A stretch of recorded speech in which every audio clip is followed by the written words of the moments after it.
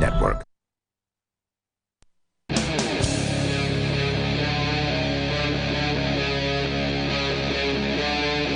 Free Talk Live.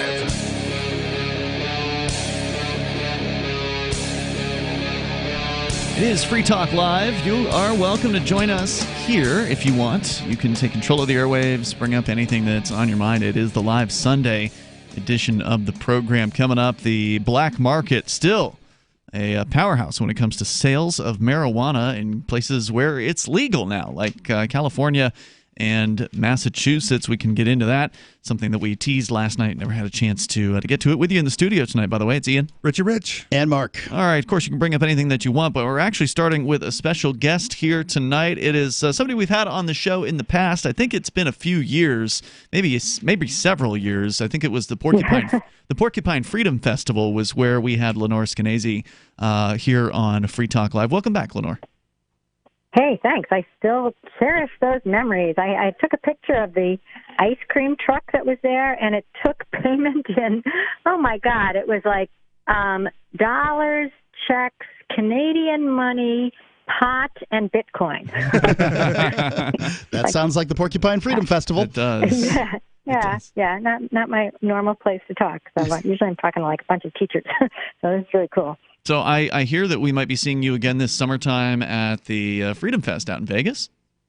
I hope so. I'm planning to be there, and it's just the theme this year is the Wild West or the West, and so I thought, my God, that's pretty easy to talk about, because when you think about anybody going west, they probably weren't in the back of the SUV being driven, out west to discover the Sierras while they were playing a game and, had their pod in and were being given an organic snack by their mom. And, it's just a little bit of a different feel to the country back then.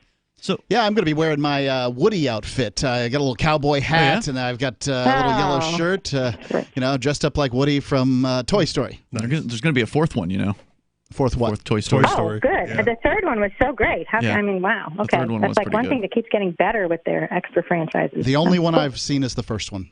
Oh, I'm surprised. You've got a kid. He's seen the others. I haven't. Oh, you haven't seen. Okay. Gotcha. So you might actually like them. Yeah. I wouldn't doubt it. So, of course, you back in the day were known for the Free Range Kids blog, and you became the world's worst mother, according to some media organization or another. According to everyone. How dare you? After allowing I think at the time, was he 10 years old or something like that? He was 9. Double digits, and it's just not cute. No, he was 9 years old. I let my 9-year-old ride the subway by himself, wrote a column about it, and 2 days later I was on the Today Show, MSNBC, Fox News, and NPR, showing that it's not really a partisan issue. Had you ever done television appearances prior to that? Did you have any experience, being like in the media prior to that blow up? Once in a while I would have done something that somebody was interested in. I probably had like a minute or two on some, I don't remember, but I'm sure there was something that I must have talked about at some point that was interesting in my long and storied career. But this was like nothing I had experienced now. When did you launch the Free Range Kids blog, after or before the incident with? No, it was right afterwards. It was like, so, all right, write the column 2 days later on all those shows. That was a Thursday. And then over the weekend, I was sort of shaking. Like suddenly everybody is talking about this parenting decision, and a lot of people are thinking that I am horrible. And so I wanted to start a blog that said, "You guys don't know me. I totally believe in safety. I'm like a worrier. I believe in helmets and seatbelts and car seats." And when that 9-year-old turned 10 and it was his birthday party, the present I gave everybody, in the goodie bag was not candy or a toy. It was a mouth guard. I mean, it was a what? Can you come up with somebody who's less fun than me? So I started the blog that very weekend. Wow. And I called it Free Range Kids because my husband came up with the name, how about Cage-Free Kids? And I liked it, but it sounded a little creepy. Right. So I just tweaked it, and that was it. Yeah, I mean, I think it's a great name for a blog, but you are doing a different one now called Let Grow. Free Range Kids is still there. Are you still posting on that as well, or like, what's your? Yeah, it is complicated for legal reasons. You guys are libertarians. You know how these things go. There's a lot of regulations about now. Let Grow is the nonprofit that grew out of Free Range Kids, and you can't use a name that somebody might, God willing, make a profit on while still doing Let Grow. So it's just for reasons of like trademark law, et cetera. It has a different name, but it actually is a cool name. I just got an email today from somebody who's been reading Let Grow and talking about it, and he said something that we've heard from a couple other parents, which is that today, when he was asking his kid to, I don't know, do something or to stay inside, the kid said, "Dad, let grow," which is what we hope will become a rallying cry for the kids, because it's hard to tell somebody to let go. And in fact, I had originally thought we should call it Let Go and Let Grow, but the people who are afraid to let go will not. But everybody wants their kids to grow. So it's a good cry for the kids to remind the parents that it's our job to let them grow. And then it's a good thing for the parents to say to the kids, it's like, go outside. No, I want to say, it's like, no, go on, let grow. And then off they go. So we like the name. And the reason it is something different from Free Range Kids is that a couple of years ago, Dan Schuckman, who is who just recently stepped down as the chairman of FIRE, which fights for free speech on campus, the Foundation for Individual Rights and Education. Right. He and Jonathan Haidt, who wrote The Coddling of the American Mind and also The Righteous Mind, I guess he likes the word mind in the title, they were talking about what they were seeing on campus with kids, young people, kind of fragile, and the mental health services were going up, and anxiety was going up, safe and spaces. Tolerance was going down. Yeah, the safe spaces thing. And they're saying, it can't be that kids turn 18 and are suddenly fragile. The minute they step on campus, something changes and makes them very anxious. It's probably that they're growing up a little differently, and maybe it has to do with the sort of overprotective environment we're in now, and who's talking about overprotection and ways to give kids back some independence, and of course, that's me. So they came and said, let's start a nonprofit together, and I said, that sounds fantastic, as I've been just typing by myself in my living room for 10 years, yay. But let's also loop in Dr. Peter Gray, who's a psychology professor from Boston College, who talks about how kids need free time and free play to figure out not only their interests, but how to deal with each other. Because when you're playing, you have to be, you have to be fun enough to play with. You have to be aware enough that you're not, boring or unfair to the other people you're playing with, so that they keep playing with you. And so by playing, you sort of learn how to get along and how to read each other. And you actually learn democracy because you vote together on, are we going to play that the tree stump is out or is it in? So between the four of us, we started Let Grow, and that's where we are now. And there's plenty of time to do that for the 10 minutes of recess they get in elementary school. Yeah, that's right. I hear that schools that recess is just getting pared down and pared down. I mean, it disappeared when I went to high school, but we had recess all the way up till 8th grade. When I went to school. I didn't. It stopped for me after elementary school. No, I had it through 8th grade, but high school, not recess, but we all had free periods that were, free. We had study hall, but we weren't allowed to talk. Right. Study hall wasn't elective. Yeah. It's kind of like confinement in prison. They've done studies that show that prisoners get more outdoor time than children get today. It wouldn't surprise me at all. It is shocking. Right. So Peter Gray's idea for Let Grow, for one of the initiatives that we're working on, is to keep schools open for free play after school. We call it the Let Grow Play Club because it's branding everything. But really, it's just, we would like our kids to have some of the experiences that we had as kids, which is you probably, after school, you came home and you hopped on your bike and you went to the park and you played a game. Is that correct for you guys? Yeah, or we would go to just a neighbor's house. We might pick up some, fake guns and shoot at each other. We might. Now, if they find kids in the park, the police open an investigation in some states and go arrest the parents. Lenore, can you stick with us for another segment here? Oh, Oh, of course. All right, more with Lenore Skenazy from letgrow.org. We'll continue. Maybe you've got a question for her. She advocates for free-range kids. She'll be doing it at Freedom Fest, too. Letting your kids make more decisions and go off on their lonesome. Of course, in a lot of places, that'll get you arrested these days, which is insane. The toll-free number is 855-450, free like freedom. You can join us here. This is Free Talk Live. She's such a beautiful little puppy. I mean, we walk around the block, and neighbors always say, her hair is so beautiful. Healthy and shiny and glossy. DINOVITE.com. Fatty acids, omega-3s, and omega-6s are great for healthy skin and soft, shiny coats. I would really recommend people starting their puppies on Dinovite before they get into what I would call the misery index. Bad skin, bad ears, bad breath. Because if they're getting all their vitamins, micronutrients, microbials from the beginning, then you're not going to run into the problems associated with the allergies, grass, pollen, dust, dirt, fleas, ticks, you name it, and the itching and shedding down the road. Our vitamins and enzymes replace the nutrients cooked out of most commercial dog foods. Dinovite for life. This is Ed Lukasevic And Cindy Lukasevic. inviting you and your pets to Dinovite. 859-428-1000. DINOVITE.com. Bitcoin.com is delighted to announce their latest partnership with the gift card specialists at eGifter. With many of the world's leading brands on their roster, it is now easier than ever to get the gift cards of your favorite brands with Bitcoin Cash. To get started, just follow these simple steps. Visit giftcards.bitcoin.com, pick the gift card you want, follow the instructions on your screen, and make your payment using your Bitcoin Cash wallet. Sit tight and your gift card will be delivered to you as soon as it's ready. That's giftcards.bitcoin.com. Did you know you can legally exit the U.S. federal income tax system? Well, it's true, and thousands of American nationals are doing it. The 16th Amendment and the Internal Revenue Code are legal, but only in a limited jurisdiction. This is the basis behind the voluntary nature of the income tax. Learn the exit strategy provided by Congress. Find out more by visiting weissparis.com and watch our numerous videos. That's WEISS Paris.com.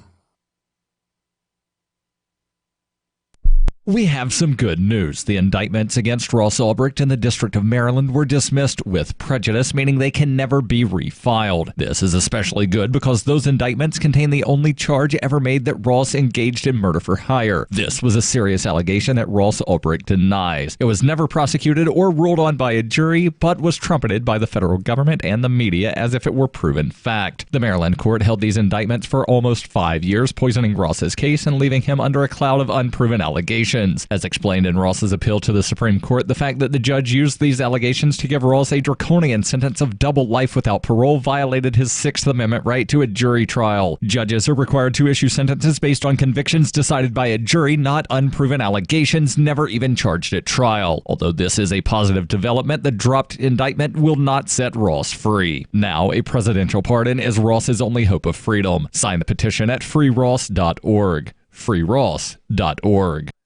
So you've heard all 3 hours of the latest episode of Free Talk Live, and you're still hungry for liberty-oriented audio content? Did you know that we have another 24/7 audio stream at LRN.FM? The Liberty Radio Network airs the latest episodes of some of the best liberty-oriented podcasts on the internet around the clock. In addition to recorded content, you'll also hear live shows like Free Talk Live, originating from our Keene, New Hampshire studio. So listen anytime at LRN.FM. That's LRN.FM.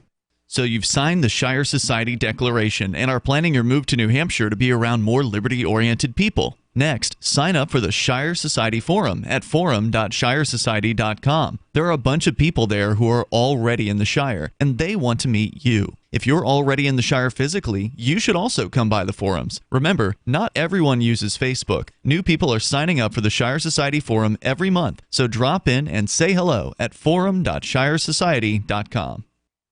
Now you can follow LRN.FM on the decentralized Mastodon social media platform at toot.lrn.fm, toot.lrn.fm.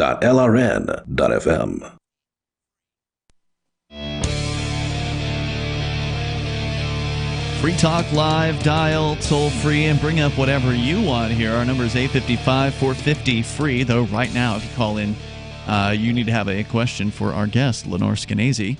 From letgrow.org, as we continue, by the way, we did mention that she's going to be attending Freedom Fest. She'll be one of a myriad of speakers at what is the largest liberty-oriented gathering in the world. This year's theme, the Wild West, featuring Penn Jillette, Candace Owens, John Mackey, Kevin O'Leary, and Kevin Harrington of Shark Tank, Stephen Moore, Grover Norquist, and there's going to be a bunch of people going to this event. How many people, Mark, would you estimate attend Freedom Fest every 2,000, 3,000, 4,000, 2 to 4,000 people. Yeah. It's a big event in Vegas. Go to freedomfest.com/FTL. Get your tickets now. And we will be broadcasting Free Talk Live from the event. That's freedomfest.com/FTL, and coupon code FTL50, FTL50, gets you a discount for being a Free Talk Live listener. If you're not sure, you can check out the 5 best speeches from last year for free just by going to freedomfest.com/FTL. You can watch Judge Napolitano, Alan Dershowitz, Charlie Kirk, Heather McDonald, and John Mackey from last year, all for free by going to freedomfest.com/FTL. We bring back Lenore Skenazy here. She's actually calling us from, or we're calling her, I guess in this case, from New York City. That's where you are tonight. And yes, indeed. So let's take the latest piece from your blog over at letgrow.org. What happened with this Lyft ride with a parent and a child? What's the story there? Oh, that was a kind of strange case. That was a mom wasn't feeling well. She's in New Orleans, and so she called a Lyft who came there, and she put her 5-year-old in the car. And then it's a question of, did the driver say, wait a minute, aren't you getting in the car? And she said no. And did she just walk away and leave the kid there? Or did she say, I'm desperate, I'm sick, I have to get my kid to the school, and I can't, I can't do it. Can you please drive him? Whatever transpired there, we know that the next thing that happened is that the driver kept the kid in the car and drove straight to the sheriff's office, whereupon the sheriff charged the mom with desertion. Wow. I think that's a new definition of desertion, because I don't think if you really want to desert your child, I mean, if I wanted to desert my child, I would hire a Lyft driver to take them to another state, but not to take them to school. I mean, clearly this was a mom who, needed help. And if you know that, which you do from the circumstances, then if I was the sheriff, I would go over and see, is there some other plan you can make? Are there people nearby? Maybe we should, create a forum for parents online where they can find each other on days when, there's one of the moms can't make or just take the kid to school. Off. But to charge her as if that's going to help the family at all. I mean, if you really feel that it's a family that is desperate enough to have to call a Lyft driver and run away, there's something going on there. Why would you make that into actually a criminal charge? Well, I know how we could help them. Fines and jail. Oh. That'll be helpful. Yeah, that's a really good answer. Right? It's been so successful. Nothing brings a family closer together than a little jail time. Right. I would say maybe for the Lyft driver, there's for so many kidnapping crazy and breach laws. of contract. There's a law that they tried to pass in Rhode Island that would have made it a crime for a bus to let a kid off after school at a bus stop without an adult there to walk them home until 7th grade. 7th grade.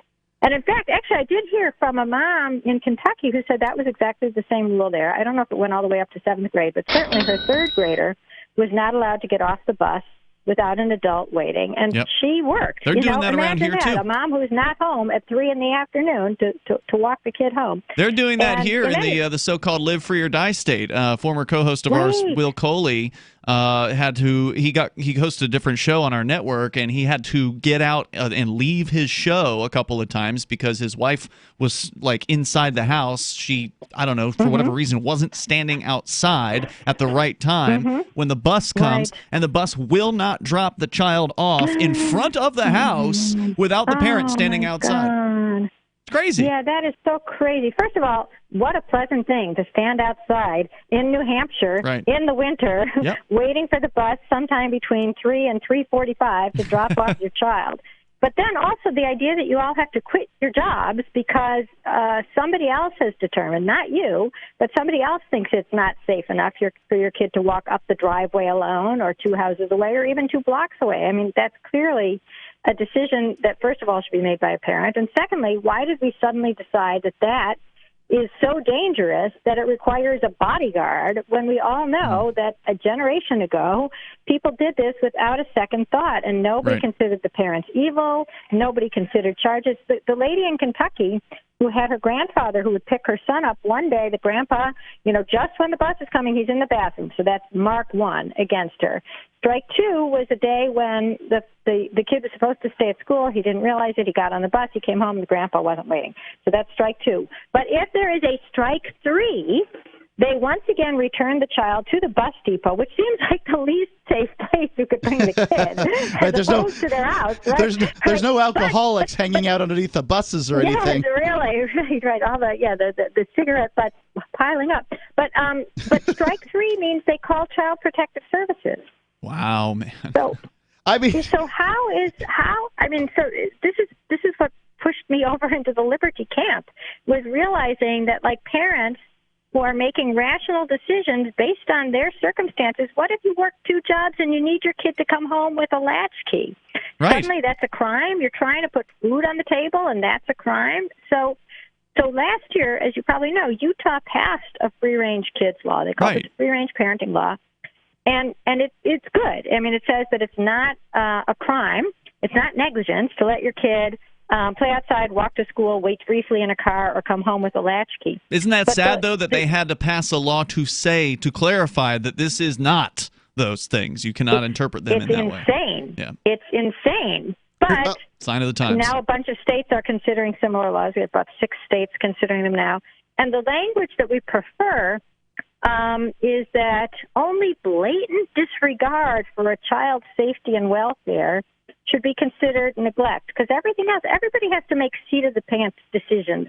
You're going to drop the kid off at school, but now he's sick. Do you keep them home while you drop the other one off at school? I mean, nobody can plan for every eventuality in family life, and to have to worry that your decision to let the kid wait in the car while you go in and get the Tylenol because she's, finally fell asleep and she's had the flu, that should not be, like, the state should not be a consideration in when you're making a normal parenting decision. So I'm hoping that I talked to a person who had left their kid in the car to go put the grocery cart away in the grocery cart canal, like 3 or 4, maybe 5 car parking spaces away. Wow. And he comes back. Once again, tracking across the West. Yeah, a woman is hyperventilating at his window.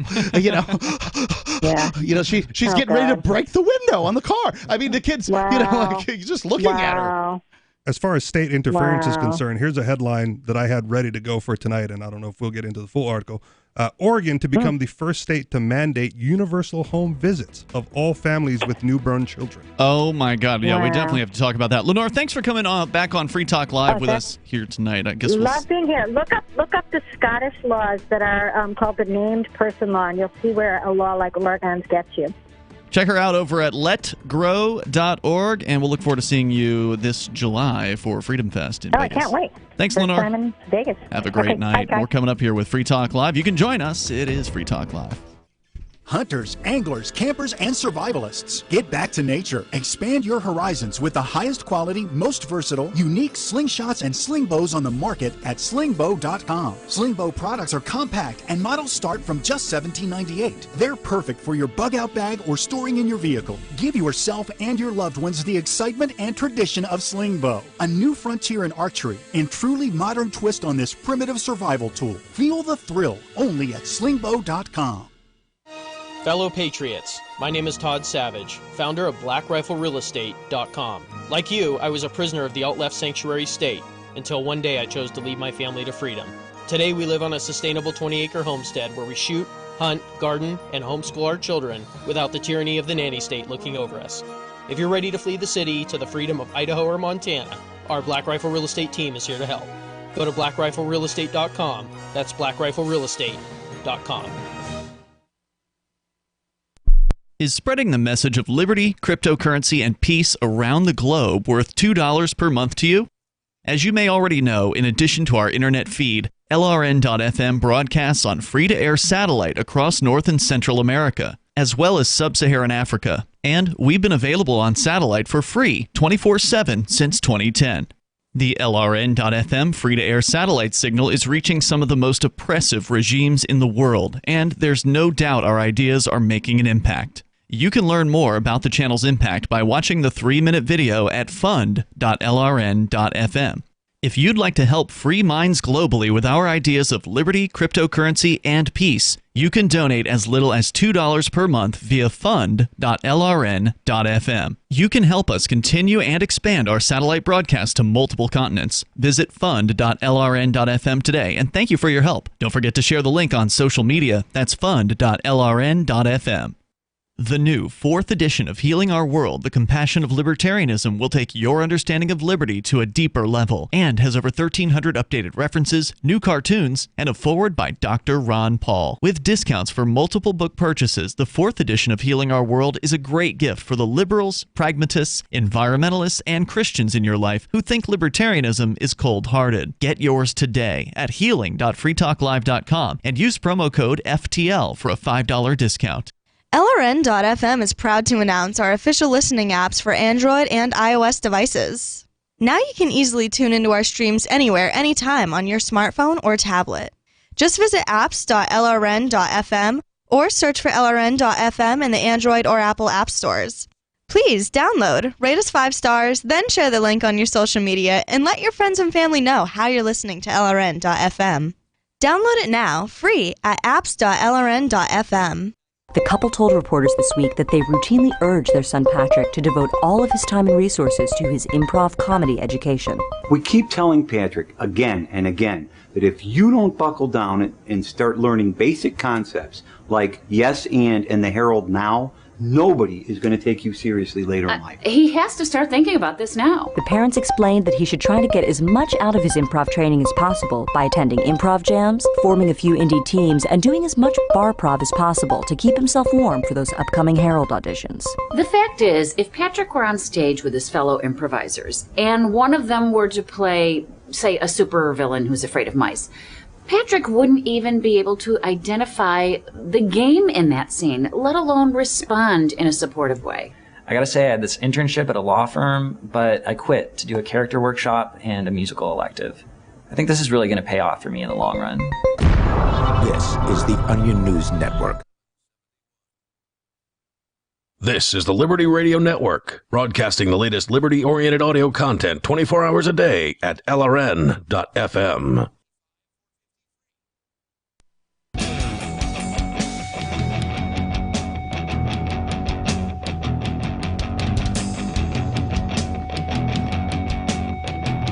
It's Free Talk Live. You can bring up anything that you want. Our toll-free number here is 855-450-FREE, like freedom. That's 855-450-3733. We are talking about the insane level of overprotection that is being crammed down families' throats by state governments across the United States. There's a little bit of pushback, as our guest Lenore Skenazy just a few moments ago pointed out, in the state of Utah, where they have passed a free-range kids law to try to enshrine the idea in the law that, hey, letting your kid go to the park or the mall, that probably doesn't happen anymore, but, to go out of their house without some sort of parental guidance at every single step shouldn't be considered neglect or any other sort of criminal act. They had to pass a law because of the just madness that has infected people across the United States. It doesn't get any better in your old age either. I mean, you're very likely to end up, well, it's not unlikely for Americans to end up at the mercy of a court-appointed guardian in their old age when they're not able to make decisions. And then this guardian then spends all your money. And then when your money is spent, they suddenly you don't need guardianship anymore, and they send you off to an old folks' home, run by Medicare. Speaking of money, we love cryptocurrencies here on Free Talk Live, and if you're going to get into crypto, whether it's Bitcoin or some of the competitors like Bitcoin Cash and Dash and others, you ought to get a good cryptocurrency wallet, a good multi-crypto wallet. Like these days, I don't understand why anybody would want a single crypto wallet, like just Bitcoin or just Dash. You got to have multiple options because there are a lot of great choices out there like Ethereum and tokens and Monero and Ripple, Stellar and Bitcoin Cash and others. Edge Wallet does all of those and many more. In fact, you can get Edge Wallet through your iOS or Android App Store, or just go to edge.app to download it. I used my Edge Wallet twice today. Actually, just had some dinner with you guys earlier at the local burger here in Keene. Paid for my dinner with Bitcoin Cash via Edge Wallet. And just before that, I was over at Corner News right across the street. Got some rolling papers with my Edge Wallet. And what are you going to do with the rolling papers, Ian? Roll things. Edge.app is where you can go. Man, it's super easy and smooth. I was actually waiting on the clerk because she had the tablet wasn't charged. So it gave me a chance to talk to her about accepting cryptocurrency, and I gave her a crypto tip, which is a nice little sort of fun website as well. Anyway, go to edge.app and get your copy of Edge on your smartphone. It's, by the way, secure your freedom is their tagline, and I like that. Edge.app. So into the news here, Richie, you've got a story that is taking this whole overprotection thing to a whole new level in the state of Oregon, apparently. And starting younger, yeah. What's going on now? So again, if you missed it, Oregon to become the first state to mandate universal home visits of all families with newborn children. Oregon Governor Kate Brown has submitted her 2-year budget proposal to the Oregon State Legislature, and it includes several health initiatives aimed at children, behavioral, mental health, under the oversight of the Oregon Health Authority and Oregon's coordinated care organizations. The Health Authority. The Authority.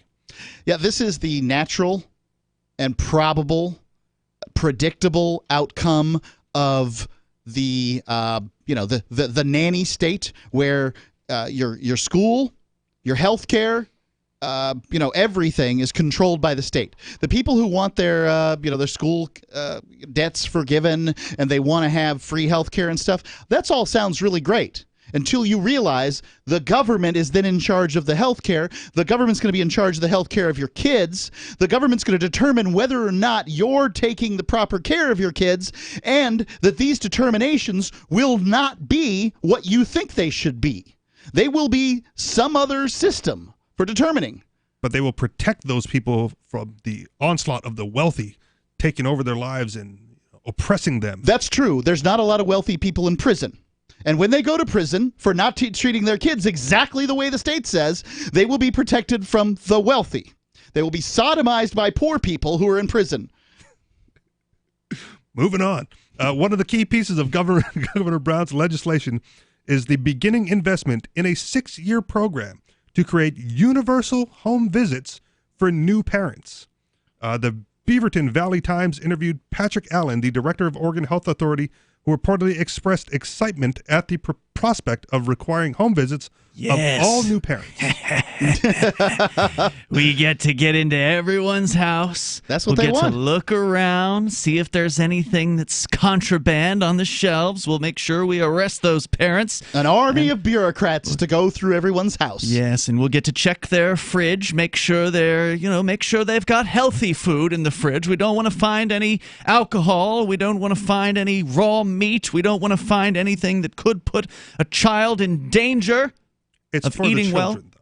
It's for the children, including adoptive. It's for the bureaucrats, is what it is. Well, it's for whatever Department of Health Authority to increase their bureaucracy size, because if they're going to have to go and visit every single newborn, that's going to keep a lot of bureaucrats pretty busy. Yeah, a lot of them. Here's the thing. I want to make this part clear. Not only newborns, adoptive parents as well. Wow. So when the program is complete, every new parent, including adoptions, would receive a series of 2 or 3 visits by someone. 2 or 3? Not just one. Wow. Like a nurse or other healthcare practitioner. So it's not a bureaucrat. Oh, it's a nurse or a healthcare practitioner. Just a bureaucrat, or just a nurse who's basically moonlighting as a bureaucrat. Sure. Because she's operating under a government mandate to check off a certain list. She's got like some sort of list of things to look for, things to, warning signs that these parents might not be raising their children in the way the state has approved. And here's your list. The visits could include basic health screenings for babies, hooking parents up with primary care physicians, linking them to other services, and coordinating the myriad childhood immunizations that babies need. Because the parents that just had a baby wouldn't have no way of connecting with the primary care. They didn't just leave a hospital in most cases. I mean, they have no idea what to do. I mean, why would you even need to offer a service like that? They do not feel like some people are taking proper care of their kid. People like me. My son doesn't go to the doctor that often. Y'all didn't go to a hospital to have birth either, He was right? not given birth. He was not given birth to in a hospital. So is this a way to get into the homes of people likely to homeschool, people likely to home birth? Yep, that kind of thing. I've heard these bureaucrats talk. I've heard them say that what was the description? That homeschoolers. She thinks that homeschoolers are all Unabombers. That was the terminology that she used. Wow. Well, why else would you keep your kids out of school? Yeah. Why wouldn't you turn your kids over to the government like good citizens? Because that's what they're made for, to become good citizens. That's what schooling does. Alan made it clear that they were targeting all children, not just troubled families. This isn't something for people in trouble. This is stuff all kids need. Every child needs a visit with a bureaucrat. Birthed at 3 home, times. homeschooled, whatever it happens to be, you need it. It's a great way to drive families out of your state. That could be the ramification. Who's going to pick up and leave over this? I don't know. People disappoint me constantly. So you might be right. People will just sit there and take it. That's what most people will do. I mean, there may be a few people who all right, we're going to a better homeschool state. The wealthy who can afford to leave. Sure. Write a letter to the editor and say, our family has decided to leave, the town of Portland or whatever, and the reason is because of this stupid law. Goodbye. Right. Thanks for all the tyranny. What is it that happens? I will say this, that there's a possibility that being a state resident is a state of mind to some extent. Right, like poor legal definitions as to what makes somebody a resident of a particular state. I suspect this only applies to residents of states, not the kid that's in the state. Right. So, for instance, if I'm driving my newborn from Washington State to California, I am not now, subject to Oregon's laws surrounding these bureaucrats coming in. What if I'm visiting for 2 weeks? What if I'm visiting for a month? What if I'm visiting for 3 months? I think that would be more application, because as you travel through Oregon, you are definitely subject to Oregon law. Sure, but I don't think I don't think they would enforce that one. No, I don't think they are. Where you would be. All right, there's more coming up here. Our toll-free number is 855-450, free like freedom, 855-450-3733. Free Talk Live. Does your dog itch, scratch, stink, or shed like crazy? Come to Dynavite for help. Order a 90-day supply of Dynavite. Dynavite for life. Pick up 2 tubes of Doggo Suds. Get the 3rd tube free. Peppermint, tea tree, lavender, Doggo Sud shampoo. Made with all-natural coconut, jojoba, aloe. Great for healthy skin and soft, shiny coats. But no itchy, harsh chemicals. Lather up, rinse away. Try Doggo Suds. Buy 2, get 1 free. At Dynavite.com. DINOVITE.com. You love Bitcoin. It's the future, right? Well, no, not if everyone stops using it. I mean, think about it. How many places in your town take Bitcoin? 1? None?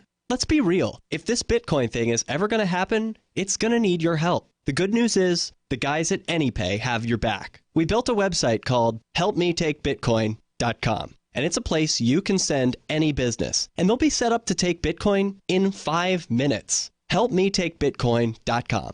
Hi, my name is Lily. My mom and dad used to fight about money all the time. Then one day, I heard them talking about this guy, some uncle I never knew, called Uncle Sam. Well, they say this Uncle Sam guy wanted them to pay him like $1 gazillion, and they didn't have $1 gazillion. So they called this company they heard on the radio called the Tax Doctor. And the Tax Doctor worked with Uncle Sam's people. I think they're called the IRS. And they were able to work it out so my mom and dad didn't have to pay Uncle Sam very much money at all. So now mom and dad are happy, and I'm happy too. Thanks, Tax Doctor. If you owe $10,000 or more to the IRS or state, call now and pay less. 800-985-1610. 800-985-1610. That's 800-985-1610. Would you like to hang out with Penn Jillette? He's keynoting Freedom Fest this year. I, for one, am thrilled. Freedom Fest is the largest liberty-oriented gathering in the world. They take a Big Ten approach with libertarians, conservatives, liberals, anarchists, and just open-minded people mingling together to hear real debates, share real solutions, and converse freely. This year's theme is the Wild West, a time of liberty and opportunity, or a time of anarchy and violence. Maybe both. Go to freedomfest.com/FTL and get your tickets now. freedomfest.com/FTL. Not convinced yet? Hey, I understand. It's a high-end event, even with coupon code FTLEB. Sure, you're likely to receive investment advice that'll make that sum seem paltry, but I have something special for you. Go to freedomfest.com/FTL and you'll get the 5 best speeches from last year for free. Call it a test drive. Do yourself a favor and go to freedomfest.com/FTL. freedomfest.com/FTL. Use coupon code FTLEB for a discount. There are lots of ways to listen to Free Talk Live. Our podcast has been around since podcasts began, and now the FTL feed is loaded with content besides our full show archives. Did you know that we make it easy for you to customize your podcast subscriptions? We have different feeds, one that includes only our full shows, one with just the Daily Digest, and one with just the Edgington Post. You decide what you listen to. It's quick and easy to customize your feeds at feeds.freetalklive.com. That's feeds.freetalklive.com. Cell 411 is a free app for Android and iOS that replaces government-controlled 911. Cell 411 allows you to preset a group of friends or private organizations to show up in any emergency. Cell 411 is a nightmare for the state because it proves their so-called services aren't needed. Cell 411 has had thousands of installs, and of course it's covered by the BIPCOT no government license. Cell 411 because your friends won't shoot you when you're in trouble. Without the government, who would build the emergency services? You and Cell 411. Get it today at getcell411.com. You can sign up to receive the latest about the Liberty Radio Network via our email updates at updates.lrn.fm. That's updates.lrn.fm.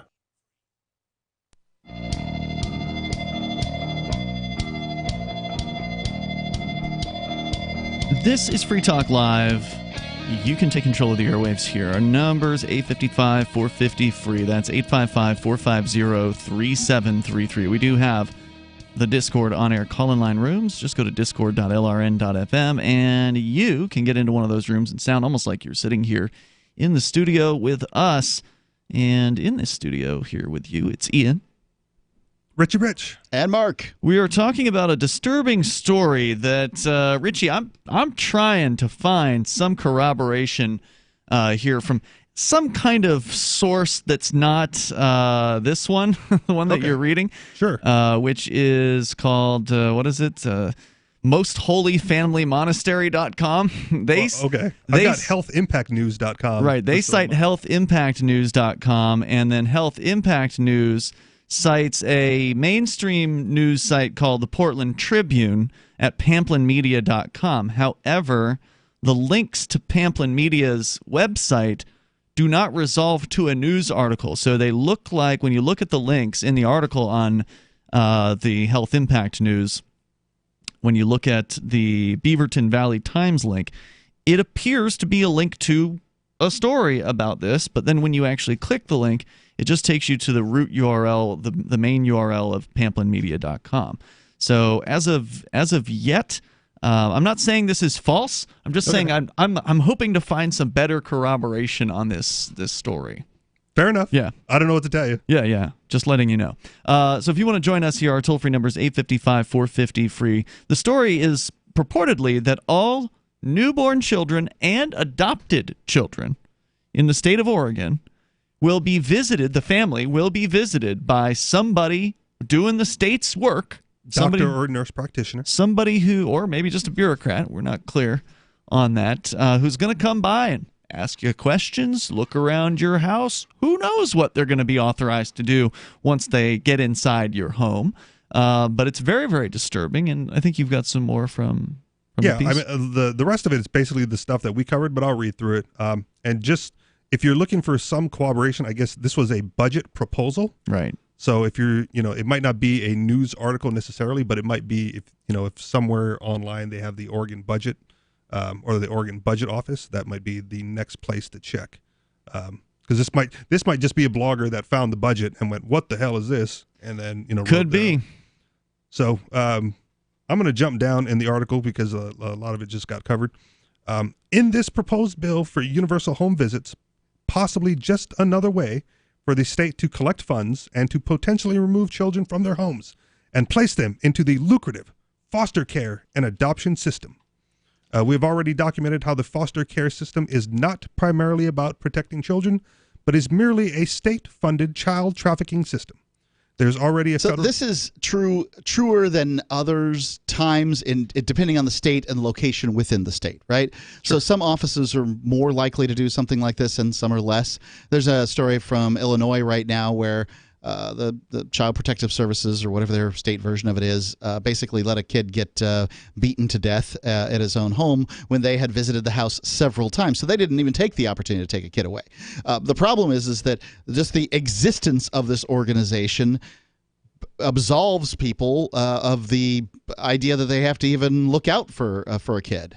Well, and it can be used as a weapon. I don't want to get too much into it, but I know a guy who is in a relationship, and his former relationship, 6 Child Protective Services on them all the time as a way to get retribution. So it's not only is it bad when they act and take kids or allow those violent acts to occur, but it's also a state tool used by disgruntled ex-relationships, to bring harm to you and to just bother you. I was able to find the story from Pamplin Media at the Beaverton Valley Times. I took a clip from what they claimed was a quote and then searched via Google site search because it wasn't coming up through their own site search, and I did find it here. One of the governor's priorities that he's most excited about is the beginning investment in this 6-year program to create universal home visits for new parents.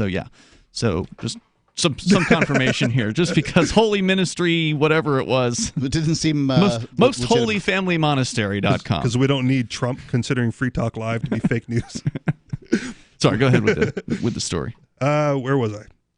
I don't know, but it's disturbing as hell. Yeah, that's why.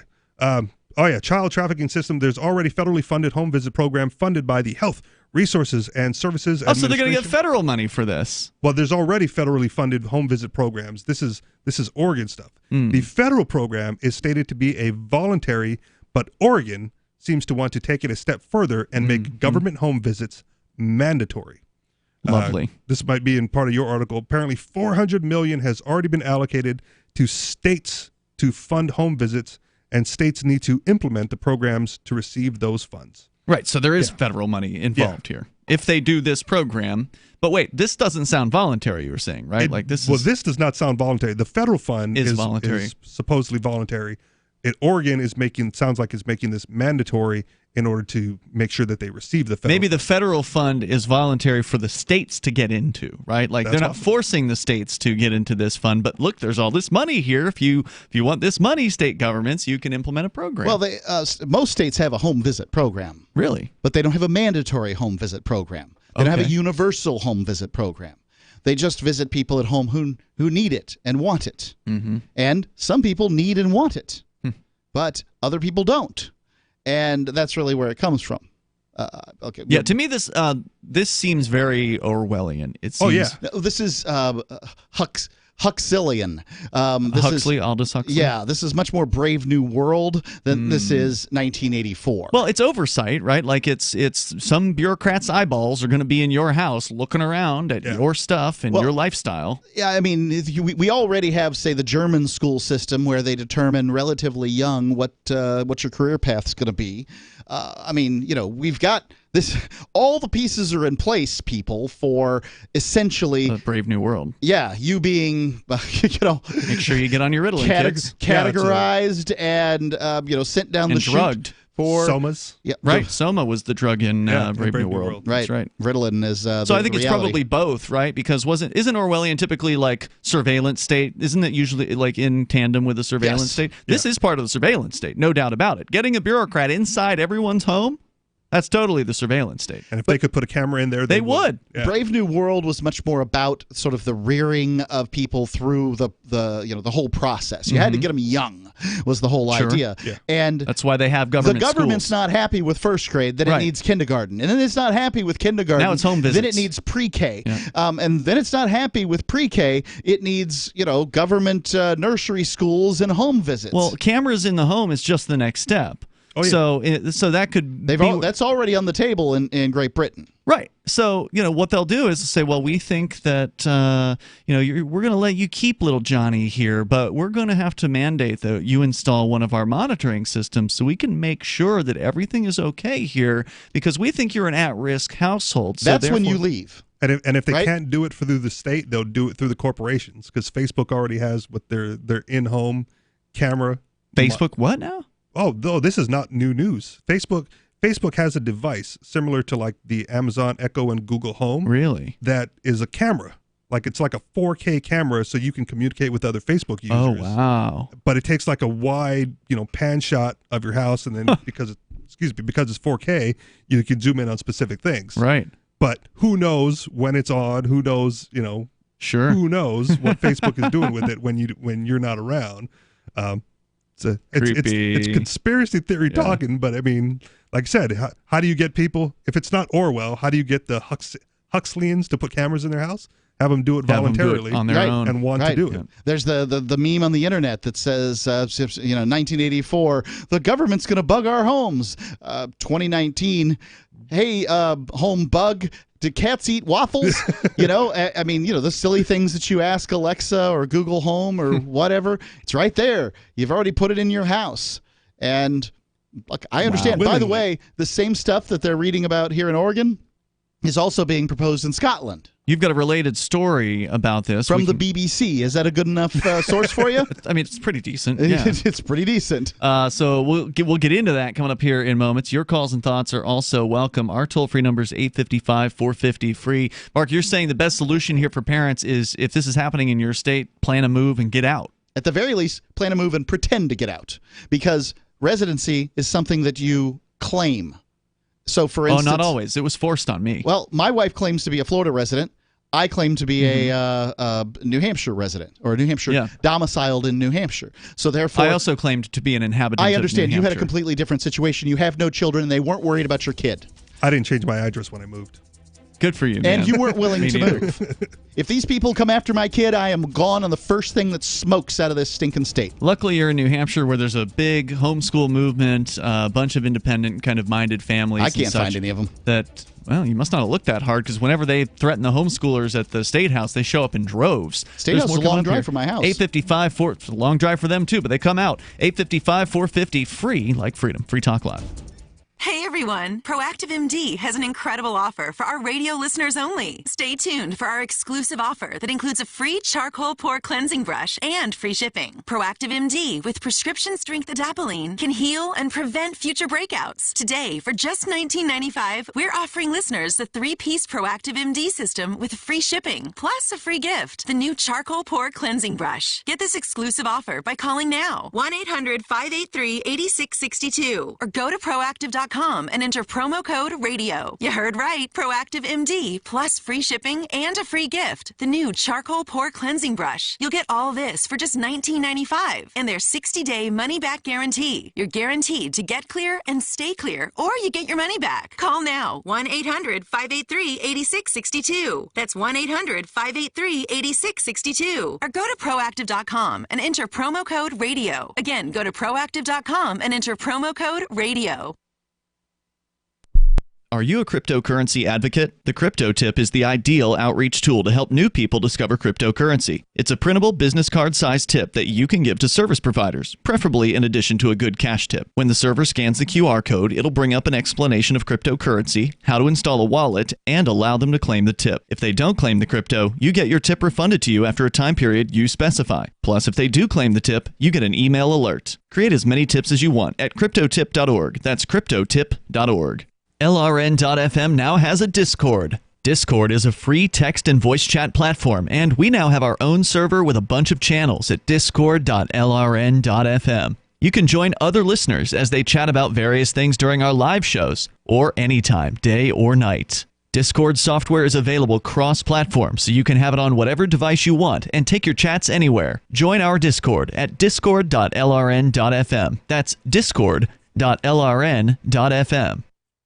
You're listening to the live edition of Free Talk Live. Hour number 2 is next, after the news, here on the Liberty Radio Network at lrn.fm. This is the Liberty Beat, your daily source for liberty news and activist updates. Produced in partnership with SNLS News and listeners like you. Online at libertybeat.news and snls.news. I'm Mick Murrow, reporting for the weekend edition of the Liberty Beat. Gold is trading around $1,279, silver at $14.96, and Bitcoin is trading around $5,092. Today's prices are brought to you by InnoScale. Take off with Managed Cloud. Looking for a safe, secure way to store your important files online? Let InnoScale handle it for you. Their high-availability cloud servers are the perfect solution for clients needing one or more secure, scalable servers with built-in hardware failover protection. For details, see them online at innoscale.net. In the news, a disturbing report released by the United Nations this week details how in the first part of 2019, U.S. forces and their allies killed more civilians than the Taliban and other terrorist groups. The Free Thought Project, citing the most recent UN data, reports that Afghan officials were killed in greater numbers by NATO and pro-government security forces in the first 3 months of 2019 than by armed militants. Half of those slaughtered by Allied troops were women and children. While the number of overall civilians killed slightly decreased, according to the report, it's the first time since the invasion after 9/11 that the U.S. and its allies have slaughtered more civilians than the terrorist groups they are ostensibly fighting. In the first quarter of 2019, pro-government forces were responsible for the deaths of 305 civilians, while insurgents killed 227. The numbers are apparently so disturbing that UN officials are now calling for an investigation into the killings. The Liberty Beat is sponsored in part by Brave Botanicals, high-quality kratom and CBD at reasonable prices, with excellent customer service. Brave Botanicals is activist-owned and mission-driven, fighting for your right to consume plant-based medicine and natural remedies. Find out more at mybravebotanicals.com. And right now, Liberty Beat listeners can save 10% by using promo code SNLS at checkout. This is the latest edition of the Liberty Beat. Find us online at libertybeat.news and snls.news. Your news now continues. In a decision held as a landmark victory for the First Amendment, a federal judge Thursday struck down a Texas law requiring government contractors to sign a pledge vowing not to participate in the pro-Palestinian boycott, divestment, and sanctions movement. It's a complete victory of the First Amendment against Texas' attempts to suppress speech in support of Palestine. That's according to Qadir Abbas, senior litigation attorney with Council on American Islamic Relations, one of the organizations that sued Texas over the anti-BDS law. The anti-media reports that CARE filed its suit on behalf of Bahia Amawi, a Texas speech pathologist who lost her job at an elementary school after refusing to sign a pro-Israel pledge required by the state's law. In his 56-page opinion, Judge Robert Pittman of the Western District of Texas ruled the state's law violated the First Amendment by threatening to suppress unpopular ideas and to manipulate the public debate through coercion. This week, the president of Sri Lanka asked two of the country's top national security officials to resign amid accusations that terror groups had infiltrated the government. The Sri Lankan government has accused the country's intelligence chiefs of blatantly ignoring multiple warnings about the local ISIS-affiliated terror group for months leading up to last week's bombings. And it appears that double-agent intelligence officials could have prevented the information from being properly investigated. Reports have indicated that more high-ranking officials are expected to be fired when it's determined who is responsible for the security failure. The Mind Unleashed reports the group was reported by neighbors on multiple occasions, and there were even police officials attempting to sound the alarm about the potential danger. But the warnings were ignored. Now, in the wake of the tragic bombings, suspicion is being cast on government officials for intentionally turning a blind eye to the terror cell. Support for the Liberty Beat comes from the Conscious Resistance Network, featuring videos, news reports, and articles from a spiritual anarchist perspective. Experience the conscious resistance at theconsciousresistance.com. How would you like to have your business featured on the Liberty Beat? You can. Just send an email to libertybeat@snls.news for details. This is the Liberty Beat, produced in partnership with SNLS News and listeners like you. The Liberty Beat is online at libertybeat.news and snls.news. I'm Mick Murrow, reporting for the Liberty Beat, reminding you, spread liberty with a smile. Terror and confusion fell upon the nation this week after nearly 314 million Americans reported inexplicably losing consciousness for 8 hours straight last night, with countless victims helplessly recovering from the fugue-like state with no memory whatsoever of the lost time. Researchers at Princeton University, who have been studying the alarming phenomenon since its inception, told reporters that though they were unable to ascertain the source of the sweeping condition, it appeared to be somehow linked to the setting of the sun. Right now, we suspect that there may be some connection between these sudden blackouts and the visions that some Americans have reported experiencing while they were unconscious. But most of these hallucinations are too abstract for us to draw any definite conclusions from. At this time, we urge people to never turn off their lights and under no circumstances close their eyes for any extended period of... Oh, God. It's happening again. This is the Onion News Network.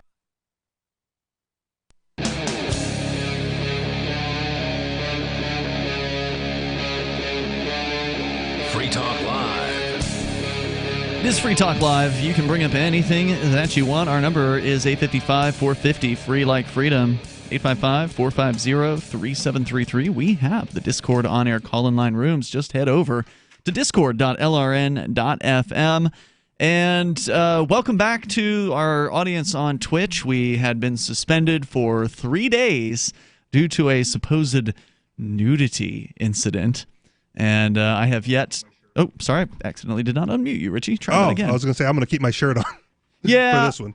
It's still not clear exactly what their policy is, and I don't expect that they're going to write me back and clarify their policy, because I wrote to them on Friday or something like that, asking them about, well, is it nudity for everyone to be topless? Like, if males are topless, is that considered nudity by your policy? If not, is it people who are presenting as female that are topless? Is that considered nudity? Because Aria DiMezzo, our Monday night co-host, Mark on tomorrow night show, she does a show called Aria Uncensored that is exclusive to the internet. All right, how long's Aria been in town? Since June. Aria hasn't been female for a year, right? What does that mean?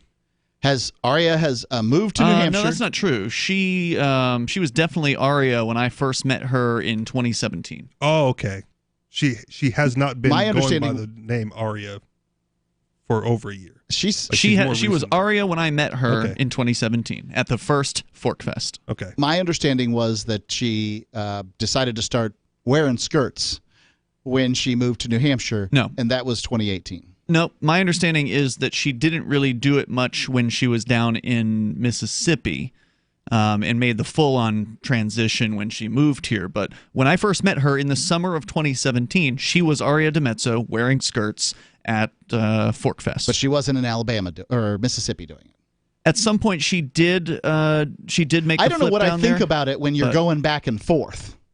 When who's going back? Oh, as far as her commitment or whatever? Right. A person is transitioning over. Yeah. I mean, one day you're male, one day you're female. I think for her it had to do with living in the South. And I understand what it had to, but what's the reality? I mean, what was she? Well, the reality is gender is fluid, so you can transition back and forth as much as often as you want. In her case, it was more of a concern with. I remember she's told the story on Call to Freedom about how she would go to a convenience store in her neighborhood on a regular basis. She is a known customer there. She's there all the time. In Mississippi. Yeah, in Mississippi, and that one day towards when she was going to make the move to New Hampshire, she just decided to go all the way and show up as Aria rather than James, and that was a hard thing to do, right? Like to show up completely different, like they all know it's you. Yep. And now you're dressing like a woman. So she did do that for some amount of time, Mark. I'm just not sure how much. I don't think it was that much before she left Mississippi. All I'm doing is repeating what she told me. Yeah. and she told me more or less she became a woman as she transitioned as she transitioned from Mississippi to New Hampshire. It was a good time for it, as far as I'm concerned, makes right? sense. Because the people up here have been more accepting towards her because of that. All I'm saying is she hasn't been a woman long. Mm-hmm. And at what point, when she takes off her shirt, is she male or female? This is a difficult question for streaming platforms or anybody who does decides what's acceptable and what's not acceptable on the internet, right? At one point, what point does a woman with her shirt off, a man with his shirt off, become a woman doing porn? I don't know, but or vice versa. Well, it's definitely not porn. It's just somebody topless. There's nothing sexual about it. That's what was on Free Talk Live. Right. However, on LRN.FM. LRN.FM. However, there's something that can come after that too. If DLive now lets women take their shirts off on DLive. Well, we weren't banned from DLive. I'm just sorry, to be Twitch. clear. Twitch now lets women take their shirts off on Twitch. Well, then what happens? There's plenty of women who make a lot of money on Twitch not taking their shirts off. Sure. Just being cute and playing video games or chit-chatting or whatever it is that they're doing. That's a career now. But if they declared themselves to be male, could they then take their shirts off? I don't know. That's what I want them to clarify. I want Twitch to make their policy clear, because it's not clear. So I've asked Aria, does she want to put pasties or maybe like electrical tape and an X over top of her nipples on Tuesday night for the next episode of Aria Uncensored? Best I can tell on Twitch, underboob isn't a problem. So the other problem, though, with Twitch is that they have this sort of nebulous policy about being dressed appropriate for the location, basically. So the idea is if you are doing what they call an IRL stream in real life, if you have your cell phone and you're going to the beach, well, then it makes sense if you're going to have your top off. You're at the beach, right? Sure. Or at least if you're a man. Presumably you wouldn't be able to as a woman. But they may try to argue that, well, if you're in your home, you shouldn't have your top off. So even if she has pasties on, we may still get pulled, is what I'm thinking might only happen. put a shirt on when I leave the house. Right? Exactly. When I'm at home, I'm topless. Absolutely. If it's warm enough, I have got my shirt off. Yeah, absolutely. Yeah. I can tell you my dad sat around in tighty-whities most of my childhood. Which is one of the other things I had inquired about was, well, throughout the summer of 2018, the first summer we were on Twitch, I was topless. Conan was in here co-hosting. We had like Topless Wednesdays where Conan and I would be topless in the studio together because it was, it's warm outside. And nice. Nobody extra watched the stream as a result. Well, but people were complaining about it, right? Like there's like these young males that come into the stream and become obsessed with the idea of what we're wearing or not wearing. They'll keep track of how many days in a row I wear the same T-shirt, or whether I'm topless or not. If I'm topless, they'll tell me to put a shirt on. If I'm not topless, they'll tell me to take my shirt off and go topless. Like, they're just obsessed with it, and it's very silly. So you would think some of those people were reporting it, right? So we must have been reported, given the number of instances. Does that mean that it's okay for men to be topless? And so there's a lot of questions, and I don't think they're going to answer any of them. I wonder if she could get that female bikini that has like male nipples on them. Like, that's the design. The picture, the photo, a printed photo of male nipples. I love that. If she would wear that, then like, would those nipples be okay to show because it's on the printed bikini top? And can we get that from like Amazon? Are those for sale? Well, they're for sale somewhere. I don't know where to buy them. Her nipples were male nipples not too long ago. Right. But now these are pictures now of they're them. photos of nipples. Now it's not an actual nipple. And there was a time in the recent past when they would go from being a male nipple to a female nipple in the same day. Wait, what? Didn't they? Who? Aria.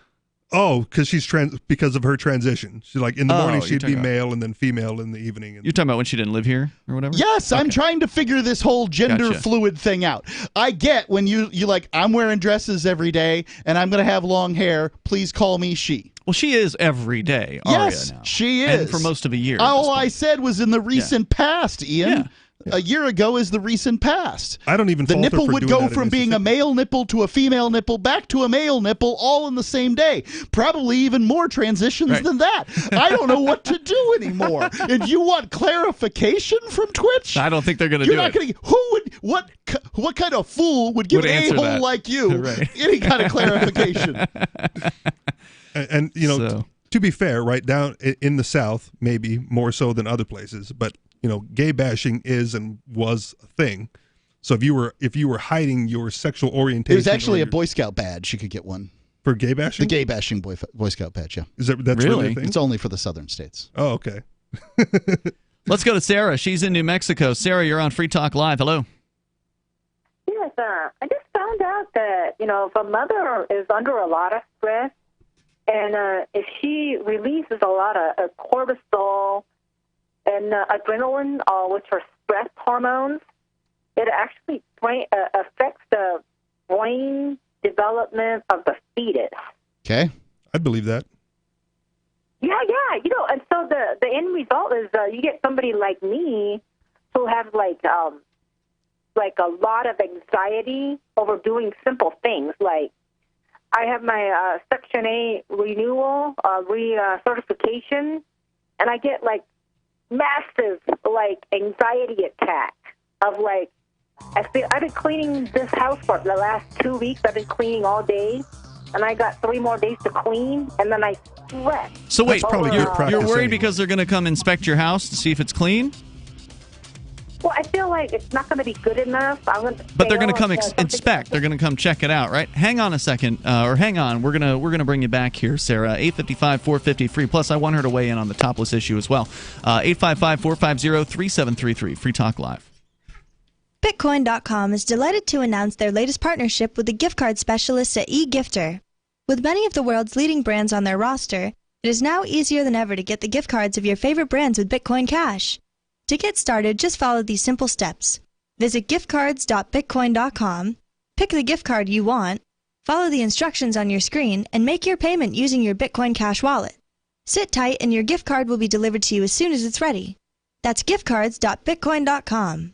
Would you like to hang out with Penn Jillette? He's keynoting Freedom Fest this year. I, for one, am thrilled. Freedom Fest is the largest liberty-oriented gathering in the world. They take a Big Ten approach with libertarians, conservatives, liberals, anarchists, capitalists, and just open-minded people mingling together to hear real debates, share real solutions, and converse freely. This year's theme is the Wild West, a time of liberty and opportunity, or a time of anarchy and violence. Maybe both. Go to freedomfest.com/FTL and get your tickets now. freedomfest.com/FTL. Not convinced yet? Hey, I understand. It's a high-end event. Even with coupon code FTL50. Sure, you're likely to receive investment advice that'll make that sum seem paltry, but I have something special for you. Go to freedomfest.com/FTL and you'll get the 5 best speeches from last year for free. Call it a test drive. Do yourself a favor and go to freedomfest.com/FTL. freedomfest.com/FTL. Use coupon code FTL50 for a discount.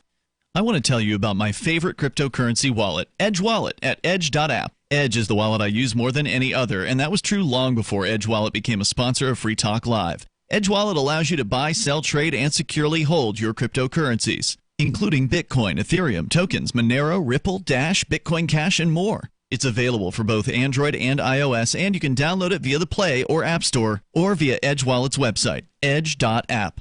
Secure your freedom with Edge Wallet. Since time began, tyrants have taken aim at personal liberties. Now there's a movie that aims back.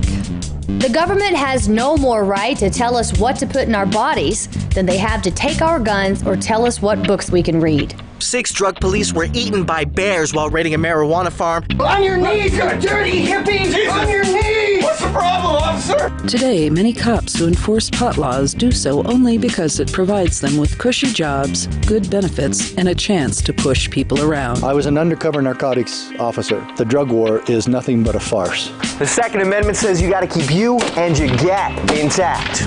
Guns and Weed, The Road to Freedom. A film by Michael W. Dean and Nima Vadadi. DVD available now at gunsandweed.com or on Amazon. That's gunsandweed.com. Makes the perfect gift. Remember, that's gunsandweed.com.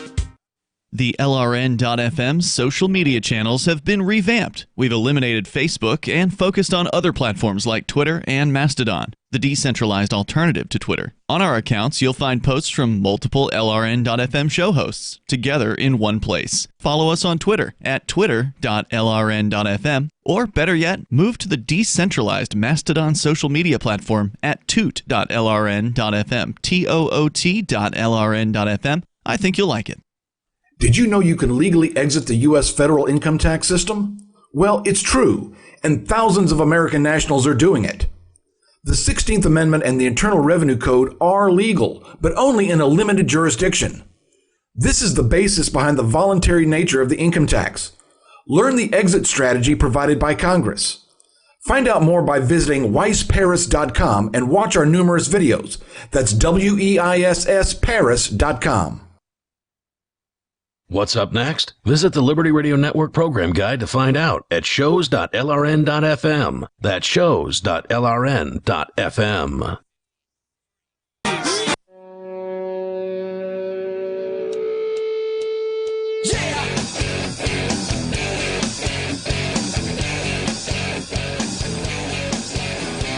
It is Free Talk Live Sunday edition of the program. You're invited here to join us and take control of the airwaves.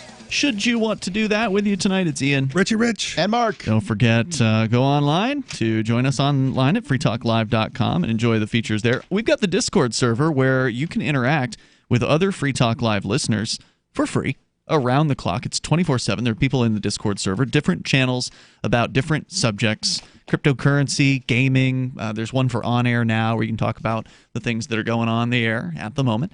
Or whatever you want to discuss. And then there's actually voice channels in which you can have voice chats with other Free Talk Live listeners at any time, whenever people want to do that. Then there's the channels that allow you to call into the show as well. It's all free, and the Discord app is available for basically every platform out there: iOS, Android, Linux, Mac, Windows. So I love having Discord on my phone. If you need to call in to Free Talk Live, you put Discord on your phone, call us on Discord. It's an upgrade to your call quality. It's huge. Significant upgrade to your call quality. It's amazing. The only reason I haven't switched over to Discord only is because we would lose Sarah. She doesn't have a smartphone. And, I don't want to do that, Sarah. So you're back here on Free Talk Live. But check us out over at discord.lrn.fm. Sarah doesn't have the internet. She doesn't have a smartphone. But she's got opinions. So nothing wrong with that. What was it you were telling us about a moment ago, Sarah? You remember we just have always have new listeners tuning in. Section 8. And stress. Oh, yeah, she was getting ready for an inspection. Yeah. Now, is this a yearly, did you say, an annual inspection? Yeah, and then they also bring you in for an appointment with all of the paperwork. But I have been suffering from massive anxiety every year doing this. You're worried that you're not going to pass? Are you worried that your apartment is not clean enough? Or what is it that you're so anxious about? Well, the anxiety, I think it has to do with my mother being stressed out when I was a fetus. That's my whole point. So you're just saying you're anxious, period, around the clock, all the time? Not all of the time, but especially stressful issue. And this is like a very stressful issue for me. But you remember having those anxiety attacks as a child, I would assume then. It's not recently onset anxiety. No, I've been having anxiety attacks enough to the point where I got hospitalized. And when they tested my blood, they said by my blood test, they said I have high anxiety when I got hospitalized. But and I think how does that manifest on a blood test? It has a lot to do with when I was a fetus, the cortisol and the adrenaline pumped through my brain maybe have affected it. Well, Sarah, that's a theory at this point, and it's an interesting theory. I'm not calling it wrong or anything. I'm kind of curious about this presentation now. So you're dealing with having these Section 8 housing inspectors come through your house. How often do they come? Once a year. Okay, and these shiftless government bureaucrats are going to come through your house. They're going to determine whether or not you're worthy of Section 8 status, and they could just take it away from you, right? They're checking for how clean I am, and they're checking also if everything works. Because they're paying out the money, and then they want to make sure that it's good enough for them to pay the money.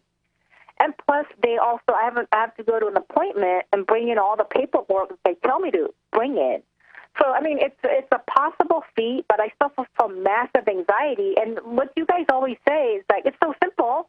Are you having a problem with it? Well, because I have a mental illness, and I suffer from obsessive-compulsive anxiety.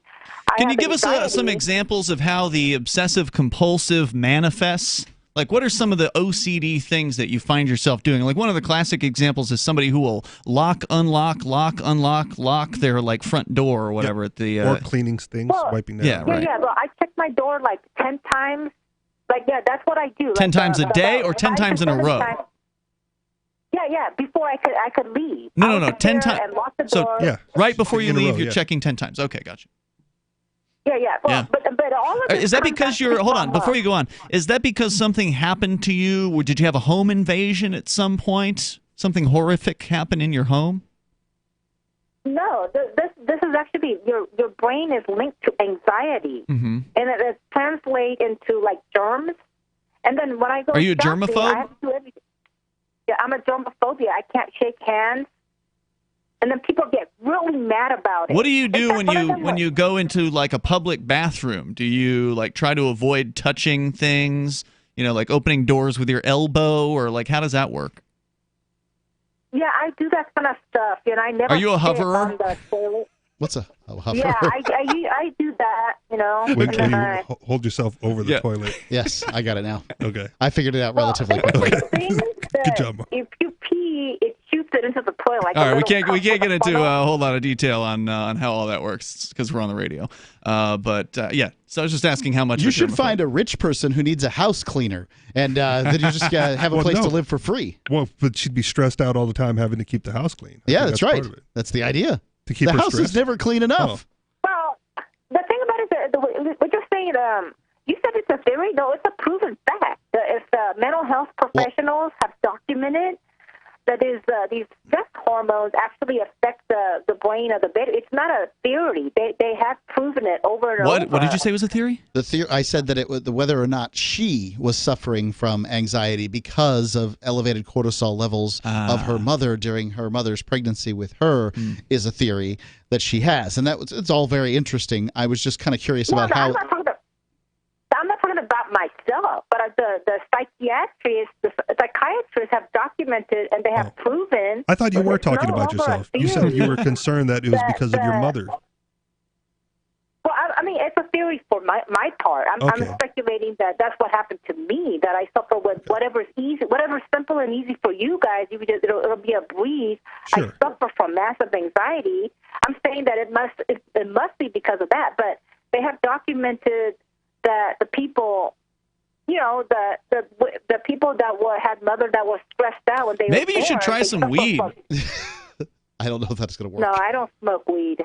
Well, but anyways, I was going to make now you've only proven his point, Sarah. I mean, because now that you say that you don't smoke weed, there's no way to know whether the weed would help. If you have a situation that sort of a crisis situation happens where you've got to get something done quickly, or it doesn't, or bad things happen, can you react quickly and get that thing done? Do circumstances make your anxiety go away? Are you only anxious when you have time to be anxious, or if something happens quickly, can you react or not? Well, I mean, it depends on the circumstances. It depends. But one time but most of the time I suffer from massive anxiety that other people do not suffer from. Sure. Okay. I'm not arguing that. I'm asking whether or not you can put that aside to manage a situation. Well, I mean, I've never. Who knows? I mean, she's never had to manage a situation, Mark. She's managing something. She doesn't work. When you don't have she's got much once a year, she's got one thing that she has to do, which is to talk to some bureaucrats so she can get her Section 8 renewed. Sometimes something falls off the kitchen counter. Minimize the medical condition either, because lots of people do suffer from it, and there are solutions available if you want to seek them out. Thanks for the call, Sarah. Appreciate hearing from you. The toll-free number is 855-450, free like freedom. That's 855-450-3733. You can take control of the airwaves here and bring up whatever's on your mind. Coming up, we got that Scotland story on the way. Free Talk Live. Join me, George Norrie, in Indian Wells, California, May 31st to June 3rd for the Contact in the Desert UFO Conference, an epic weekend of exploration into ancient aliens, human origins, crop circles, and UFO sightings. More than 100 lectures, panels, workshops, and events with leading experts like Giorgio Tsoukalos, David Wilcock, Linda Moulton Howe, Eric Von Daniken, Doc Wallach, and so many more. Get your tickets today at contactinthedesert.com. It's time to make contact. Contactinthedesert.com. The United States of Empire is a book that claims the United States is the empire of the world. George Washington had warned us against foreign wars. The United States of Empire shows that World Wars I and II left England broken. Its former colony, the U.S., had to save the empire. Was there ever a vote? Who do we fight for? The deep state began with World War I. The United States of Empire by James Dunn. Available at Amazon Books.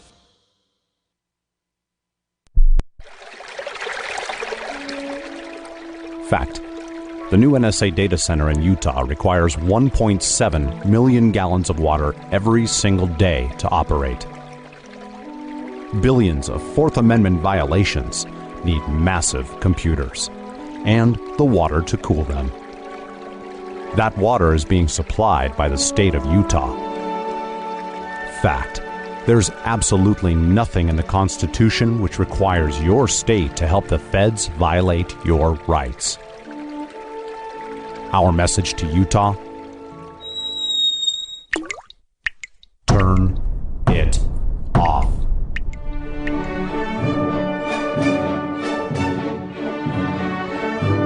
No water equals no NSA data center. Visit offnow.org.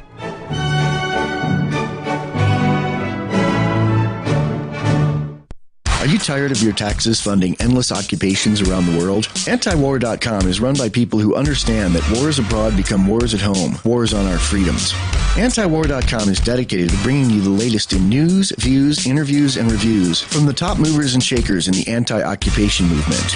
Antiwar.com has it all, from thorough foreign policy analysis to interviews with whistleblowers who used to run the military-industrial complex. Anti-war, pro-free market. That's antiwar.com. Did you know we've taken our LRN.FM telephone listen line to a new level with the LRN.FM audio on demand line? Now you can call 712-770-8447 anytime and listen to LRN.FM's live feed. And you can listen to a bunch of our original shows on demand. Long distance fees may apply. Just dial 712-770-8447 and choose from the menu. 712-770-8447. Don't you hate that feeling in the pit of your stomach when the police pull you over? Most people have no idea how to handle it properly, and they promptly get fed into the municipal fee-generating meat grinder. Or maybe you recall that feeling you get when you go to the mailbox and see one or more letters from the IRS. You get a sense of impending doom, don't you? So let me ask you, if you could learn how to use the law to beat the IRS, traffic tickets, almost any courtroom scenario, collectors, credit card debt, and even mortgage debt because of fraud perpetrated against you, would that be worth knowing about? Don't laugh. Investigate.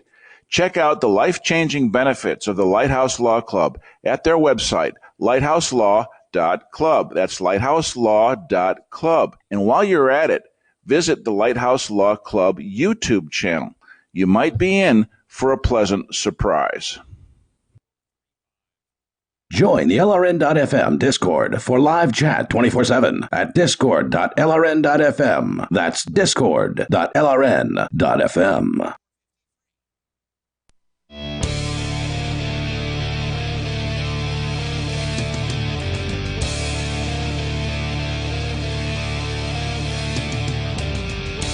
This is Free Talk Live Sunday edition. We will take your calls and thoughts. If you make them, you may dial in toll-free at 855-450-FREE like freedom.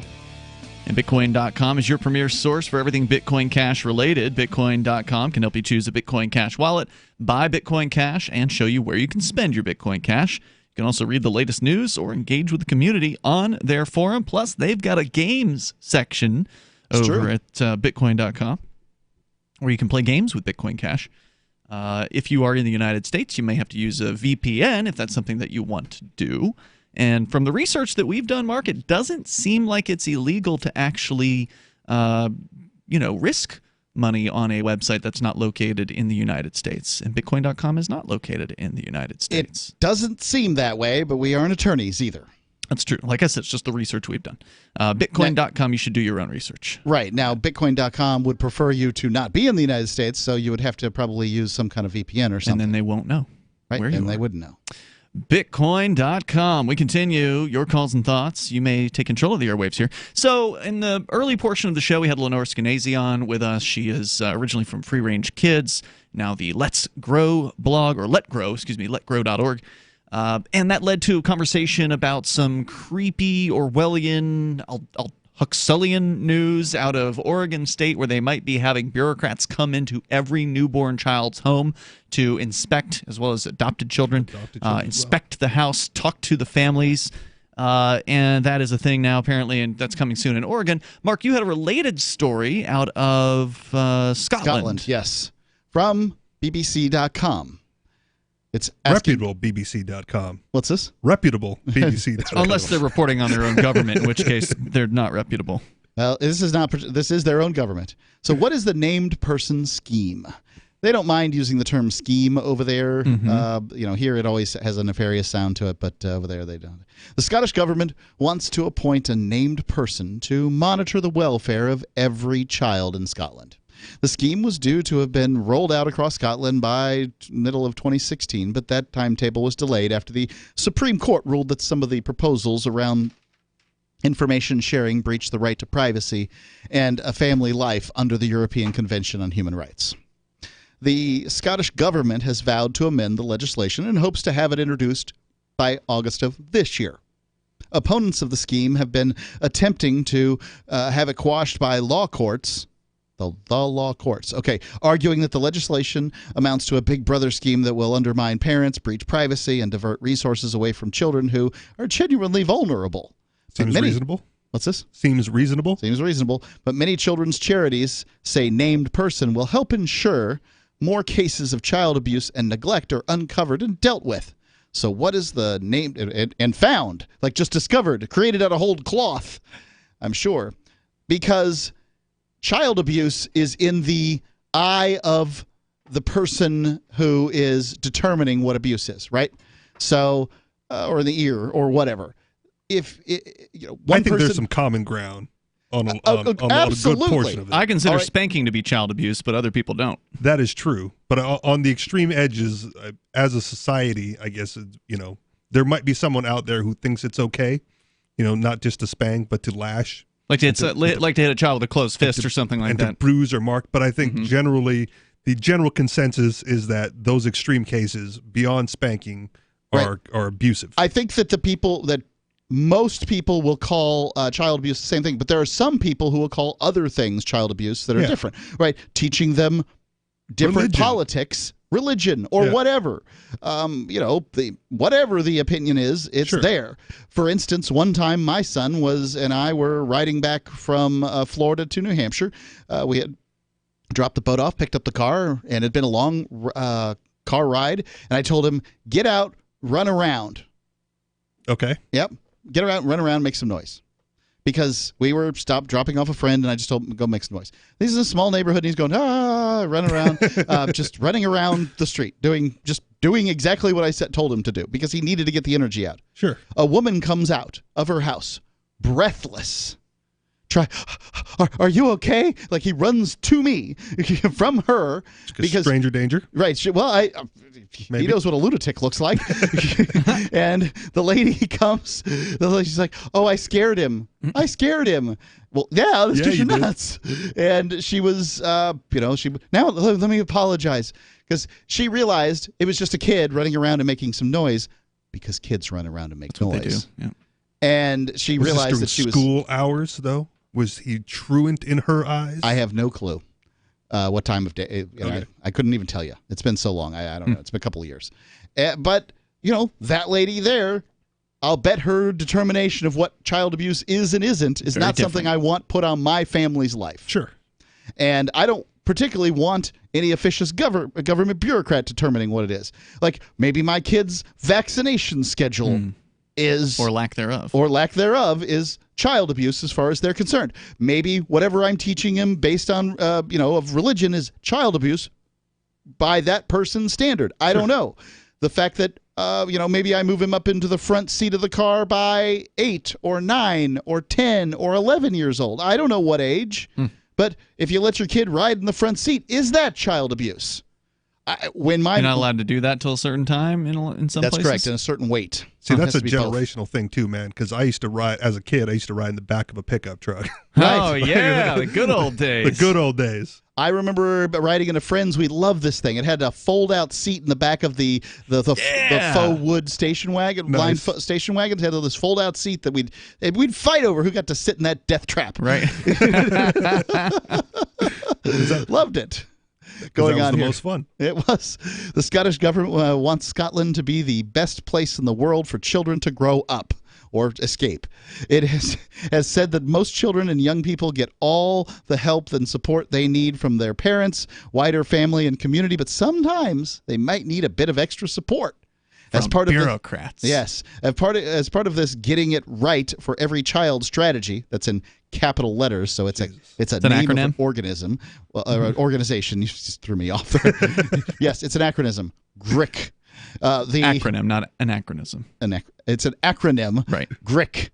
The government proposed getting all children and young people from birth to 18 years access to a named person under the Children and Young People Scotland Act of 2014. The law has been. I still want to know what a named person is. It's the person that they named. It's a specific person. It's an individual responsible for this oversight. I see. The law has been due to come into force across the country, several times. The Scottish government says that the named person is intended to be a single point of contact if a child or parents want information or advice, or if they want to talk about worries and seek support.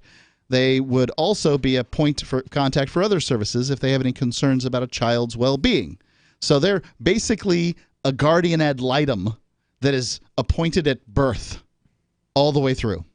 And if at any point this named person, who it could be a midwife, health visitor, head teacher, deputy head teacher, guidance teacher, depending on the age of the child. So by the sounds of it, it sounds like the kid will move through, graduate to different types of named people. And likely these people will have several kids under their purview at any given time. This is bureaucracy. Oh, yeah. Absolutely. It's a job creation. Other organizations such as independent or grant-aided schools and the Scottish Prison Services for young people held in custody will also have a legal requirement to make a named person available to the children and young people in their care. The Scottish government says that children and families are likely to see little difference with the legislation merely formalizing the role that these professionals already have. See, it's already happening. What's the big deal? We've already stepped this far into your life. We're just making it official now. Right. Yeah. I'm sure my kid won't have any problem with a specific guardian ad litem just popping in and checking things out. Bring him candy. Everything will be fine. Yeah, everything will be great. It's like a Big Brothers Big Sisters organization. Yeah, sure. Take them bowling and all kinds of fun with everybody. First we're going to go bowling and then we're never going back to your parents' house. So you mentioned 2014 in the article. Has this gone through, or is it still recent as of 2019? It keeps getting bumped back. Okay. So it could be coming out this year in August. All right, we got weed on the way. We got the story that we promised last night about California and Massachusetts. They have screwed up legalization because the black market is still running strong with cannabis there. It's Free Talk Live. Did you know you can legally exit the U.S. federal income tax system? Well, it's true, and thousands of American nationals are doing it. The 16th Amendment and the Internal Revenue Code are legal, but only in a limited jurisdiction. This is the basis behind the voluntary nature of the income tax. Learn the exit strategy provided by Congress. Find out more by visiting weissparis.com and watch our numerous videos. That's WEISSparis.com. Bitcoin.com is delighted to announce their latest partnership with the gift card specialists at eGifter. With many of the world's leading brands on their roster, it is now easier than ever to get the gift cards of your favorite brands with Bitcoin Cash. To get started, just follow these simple steps.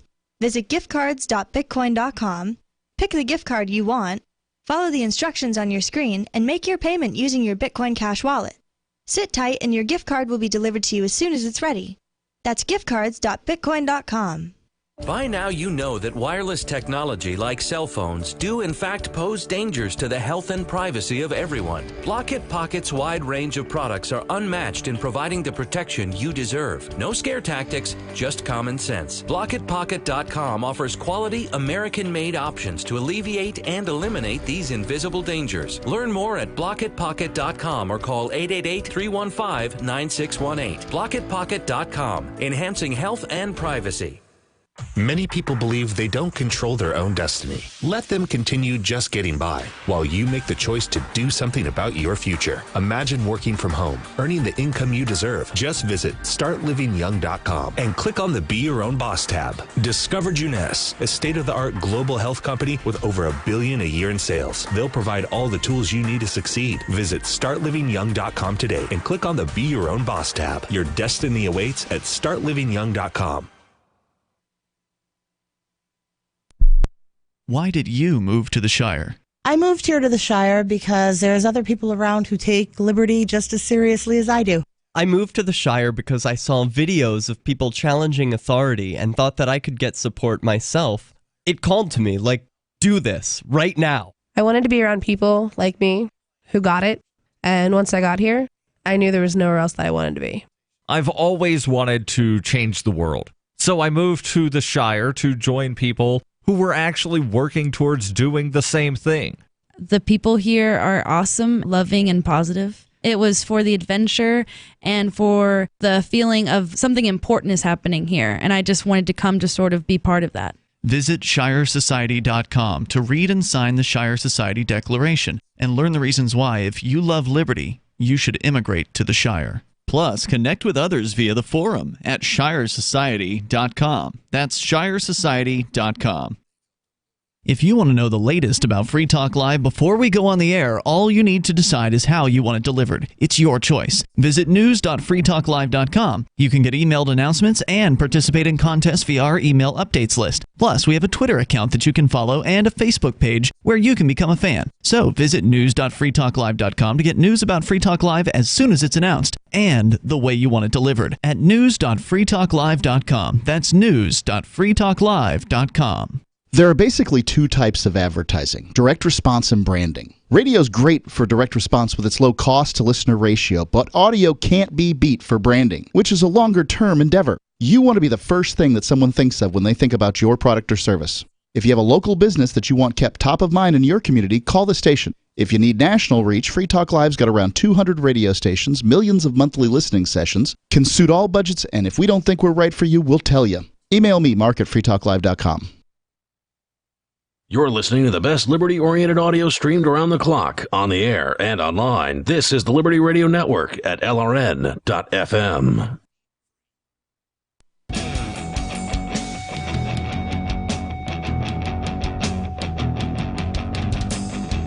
This is Free Talk Live, and it's the live Sunday edition of the program. You can dial in here toll-free, take control of the airwaves if you want. Our number is 855-450-FREE.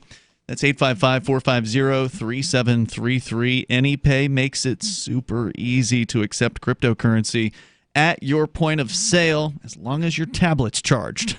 That's what I ran into this afternoon at one of the local places. Somebody had forgotten to charge the tablet. But as long as you've got a working tablet, it's going to work super easy to accept crypto like Bitcoin, Dash, Zcash, Bitcoin Cash, and others. I think they're even taking Ripple now through AnyPay. So get on over to their brand new website, helpmetakebitcoin.com. They'll walk you through it. There's an iOS app. There's an Android app. So you load that app on your device that you have at your register. Go through the steps there at helpmetakebitcoin.com. That's one of the steps, by the way. There's only like 4 of them. It's not a long process to get started accepting cryptocurrency. We're talking about a matter of minutes, like probably 15 of them. And that presumes you don't even already have a Bitcoin wallet or a crypto wallet of some sort, like Edge Wallet, on your smart device already. Because if you've already got that, you're almost halfway done. Go to helpmetakebitcoin.com as we continue. Ian Ritchie and Mark in the studio here tonight. I mentioned this story. I've actually had it in my show prep for a little while because it's kind of, even though it's somewhat timely, it's still something that is going to last as far as its topicaliness. Is that a word? 3 people from California, this is from BostonGlobe.com. 3 people from California at Logan Airport, their suitcases stuffed with 150 pounds of pot, 20 marijuana bags delivered to a Dorchester office, and 3 houses in Braintree, Quincy, and Westford empty, save for dozens of cannabis plants. You think that they really call it Dorchester? Dorchester. I have no idea. Dorster? I mean, they screw up every other word. Yeah. It's all you furners moving in is what it is. So much for putting the drug dealers out of business. More than 2 years after Massachusetts voters legalized marijuana, the illegal market remains stubbornly robust. Some 75% of the pot sold in the state this year, this was written a couple months ago, will be under the table. The major impediment has been the achingly slow rollout of licensed pot shops, and at the current rate, it could take another 3 years or more before enough stores are open to make an appreciable dent in the black market. Quote, they've made it so inconvenient, said Jennifer Dudley, talking about buying legal pot. Sure, if you were going, if you had to buy your alcohol and you had to drive several counties away to do it and buy in quantity and bring it back to your house and keep and consume it only there, it's likely you'd want some moonshiner to just deliver it to you. I don't think this is the only state that's having that problem either. Yeah. Mark's got a story about California. Too, yeah. In fact, they even have a chart breaking down the percentages by state as far as how many people are buying in the black market. I mean, the ones that are telling the truth, sure, on these surveys. As more states legalize marijuana, she says a further quote from Jennifer, the 31-year-old cannabis consumer from Reading, Massachusetts. Reading? Okay. The few stores that are open, quote, in the middle of nowhere, she says, the line was so crazy, I didn't even bother going in. I kept the black market alive instead, she says. As more states legalize it, they're finding mixed success shrinking the criminal trade. By some estimates, 80% of pot sales in California are done in the shadows, a year after going fully legal. States that have had a recreational marijuana. But California has basically been legal for like 30 years now. 25? 23. The middle of the 90s, right? 96 was when they passed Proposition 215. So all you have to do is say, my back hurts or I get headaches or whatever variety of things. I mean, they got like chiropractors. Everybody can give this stuff out. It's not difficult to get your marijuana card. And you're telling me that 80% of people still getting it illegally? I'm just surprised. So here's the thing about California, because must be no enforcement. Although I don't use those substances, on our way here to New Hampshire, we did stop off at a dispensary in California, myself and my wife, because her friend said, you've got to check this place out. It's like the Apple store. And she was kind of right. I peered in through the window, and they don't have any product out. They just have tablets that, show you what the product is, and then they help you like one-on-one. And then they retrieve it from storage or whatever. Correct. Yeah. But the reason I didn't go in is because upon entering, you have to ID yourself. That's right. And then they put you into the system. And I went, I don't use this stuff. I don't want to be in the system. Right. You go have fun. You go check it out. You can go in whatever system you want. So what did your wife think of the place? She bought stuff. So she thought it was really cool that how easy it was to get it once you went in there. Once you give up all your information, it's easy to get. Right. Which at first it's just like, well, she was just going to look. So who cares if they have the information? She wasn't going to buy anything. So she wasn't going to be, put onto the customer list or anything. That's how these things work. Right. But she did purchase. So upon walking out, she is now like in the California system somewhere as a purchaser of cannabis products. Well, I don't know if they report that to the state directly, but certainly a state agent could come and inspect their files. Absolutely. I imagine at some point. I'm not sure what the exact rules are there. Let's go to Rodney calling us in Texas, watching on Twitch. Go ahead, Rodney. Yeah, I want to talk about Mark was the Aria Uncensored. I do like the show. And I don't think there's any right answer on how Mark was, explaining when does a man become a woman or when does a woman become a man. Now, this might be a controversial idea that I might be wrong, but if a man can turn into a woman, and I'll call her she or whatnot, but I think it's official when they had the operation. You're saying Aria would not be a woman until she cut her junk off. I I think that's why I think she can be topless on the show, and you guys shouldn't get banned. I think it's a high level of it shows a high level of commitment, doesn't it? But how would Twitch know? If you did Dr. But hold on. How would Twitch know? Because Twitch doesn't know what's down there, and they can't require somebody to show to prove one way or the other. So all they can say is this person is presenting as a woman. She's got long hair. She's dyed her hair. She's wearing eye makeup like a woman would. She's calling herself she. She's calling herself she. I think that would be the difference between Twitch policy and the legal definition of whatever. And what if you had a fat man? There are fat mans with big breasts. With nipples, yeah. What if you had him on, as they are referred to. Without a shirt on. Yeah. What would they say about that? And say he had long hair. They'd say what everybody else says. Yuck. Put your shirt on, Tubby. I love you guys. I love the show. Thanks, Rodney. I appreciate the call tonight. Thanks for watching us there on Twitch while we're still there. I want to make one distinction as well. I don't know if we're going to make it through the week. Briefly. On Twitch. Why is that?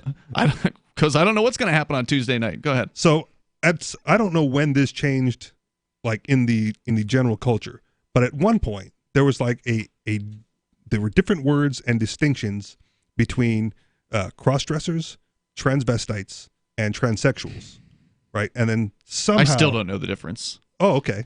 Well, a few of them are considered insults to people who really believe, really call themselves transsexuals. Or trans, I think, is the new term. You don't even use transsexual anymore. Well, trans could be short for transgender or transsexual, and there's a difference between them. I'm just not sure what it is. Because I asked Aria once, and she says she would prefer to go by transsexual. So apparently there's a difference between those. See, and I wouldn't have, and prior to the LGBT movement, right, I would not have considered her to be a transsexual because she has not made the full transition. Right, which may be why she's a transsexual instead of transgender? Well, no, so I would say she would be she's presenting as a different sex. Which would be a transvestite, as far as my old definition. I think that would be, I think that's insulting too. It may be insulting, but it used to be a distinction, right? It was, I had the surgery. She doesn't like the it used to be that you would call somebody who is of Mexican descent, born in the United States, a Chicano. But I hear you don't do that anymore. It used to be acceptable to call somebody who's half black and half white a mulatto. That's not. But I hear you don't either. do that anymore. I've heard you use that before. That's not. That's an offensive word, mulatto. Yeah, I'm afraid so. I understand that it used to be somebody who was from Asia you called Oriental, but you don't do that anymore. Or ornamentals, as my cousin used to say. Even funnier. But I guess you my guys point can fool around like that in Hawaii. Yeah, not so much on the west coast of the United States. I guess my point is that I think a lot of the waters have been muddied because there's no distinction. Like, what does it mean to be trans? Have you had the surgery? Have you not had the surgery? Do you plan on having the surgery? Do you just like using the dress? Do you mentally, emotionally feel like the opposite sex?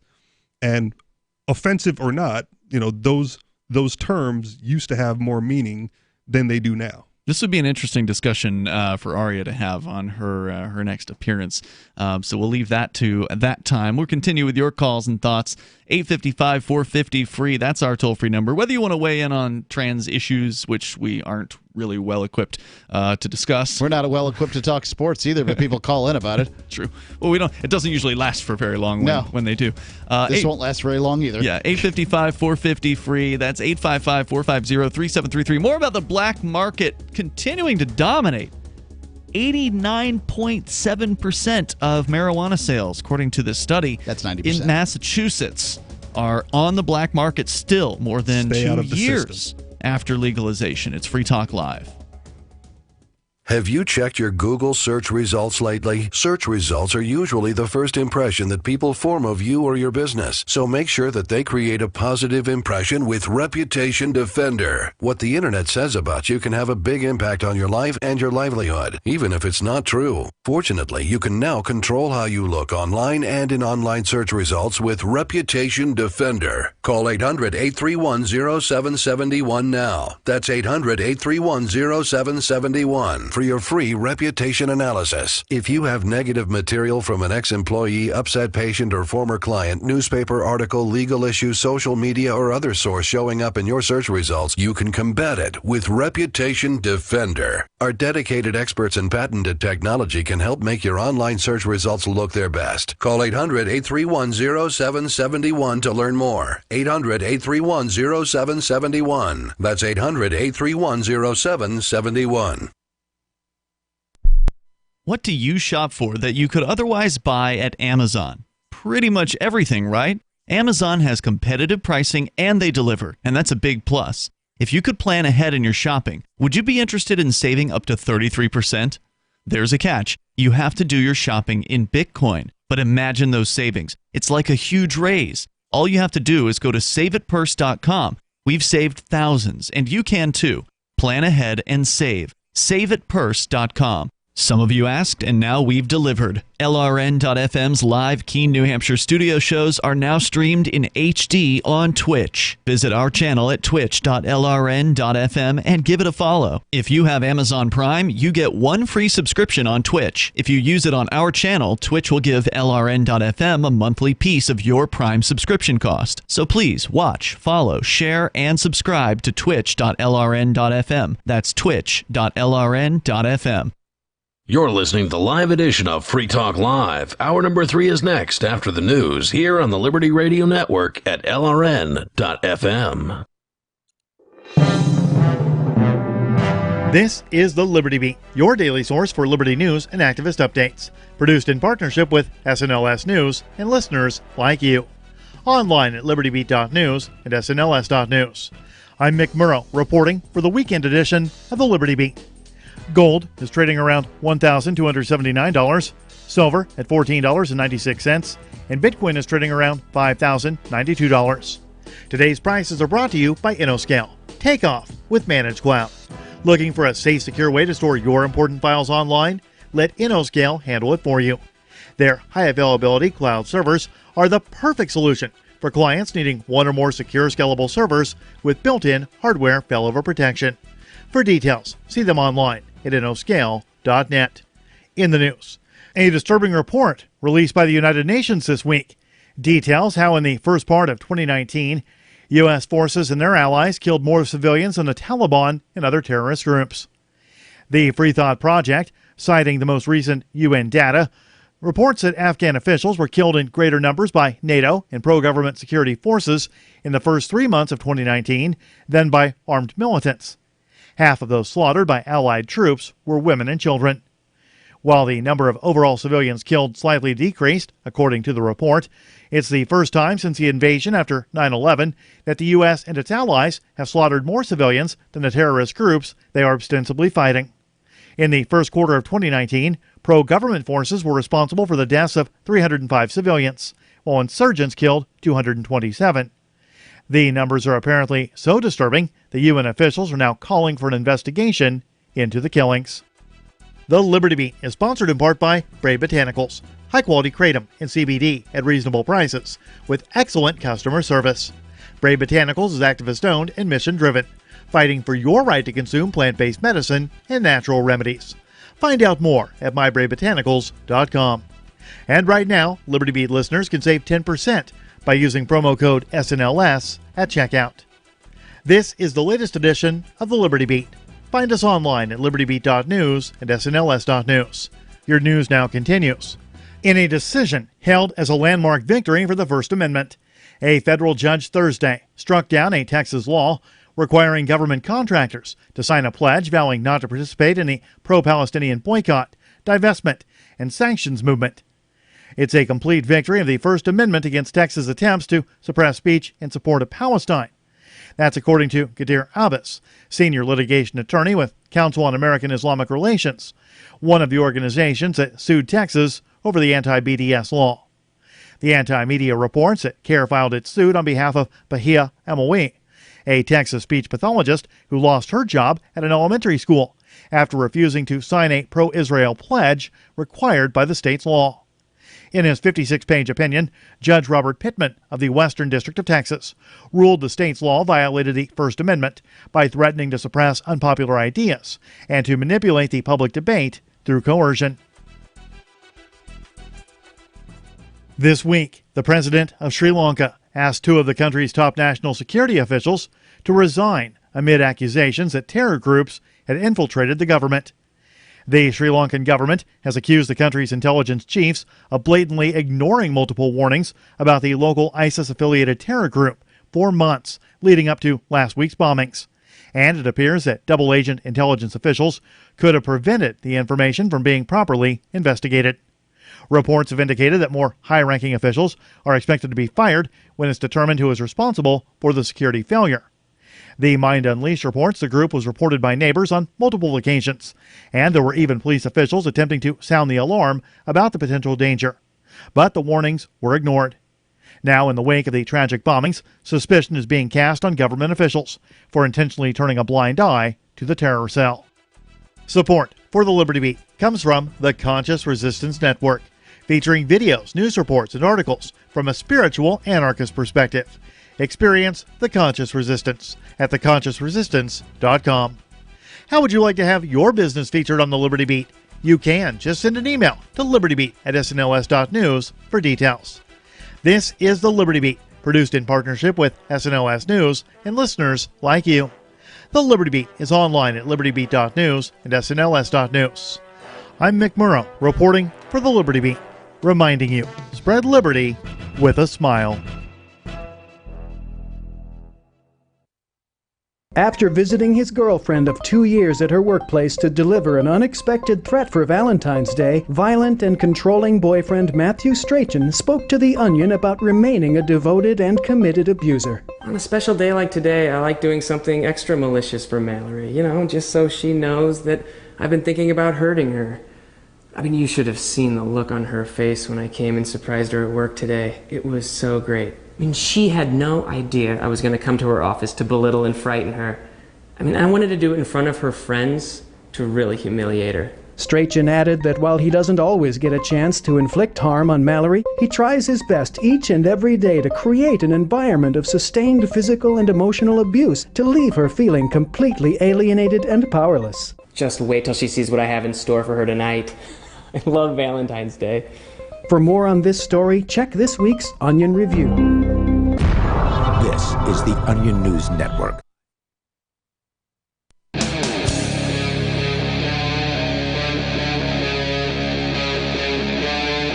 Free Talk Live. It's Free Talk Live. We're launching into the third hour here. It is the live Sunday edition of the program. As always, you're invited. If you want to join us, our toll-free number is 855-450-FREE. With you tonight, it's Ian. Richie Rich. And Mark. 855-450-3733. We've got the Discord on-air call-in line rooms as well. They're open for you over at discord.lrn.fm. In fact, that's where we're going to go to next. But coming up, if you're just tuning in, we have been talking about the illegal marketplace, the black market in cannabis sales, and how dramatic in some states like Massachusetts and California the black market, dramatic hold the black market still has on pot sales, even though it's legal and even though somebody can just go into a store and buy it. They're still going through the black market. We'll dig in a little bit deeper into that coming up here. Keeps you out of the database and your name off the list. There's that, and you probably get better service if you have a delivery person or something like that. Let's go to Penguin calling us from the free market on our Discord server. Go ahead, Penguin. Hey, guys. Last time I called, I originally was wanting to call about this subject. I think it was like the first day that you had been suspended from Twitch. And then I eventually did call, and it was about a different topic. So I kind of didn't call to like the last segment. But since it got brought up again, I just kind of wanted to share my opinions on it. I mean, most of these platforms will have definition based around like female presenting nipples. They don't. Not on Twitch. Not on Twitch, apparently. But the way Twitch is wording it, I think my interpretation of it is that they're trying to give a little bit more leeway instead of having a very strict rule. And I mean, to some extent, I would see why a platform that wants to be like an entertainment platform for people to do live streaming would want to not have full-on nudity in their streams, because there's a lot of websites for that. Right. And it was certainly There's open plenty up. of streaming porn websites out there. If you want to do a streaming porn website, do it.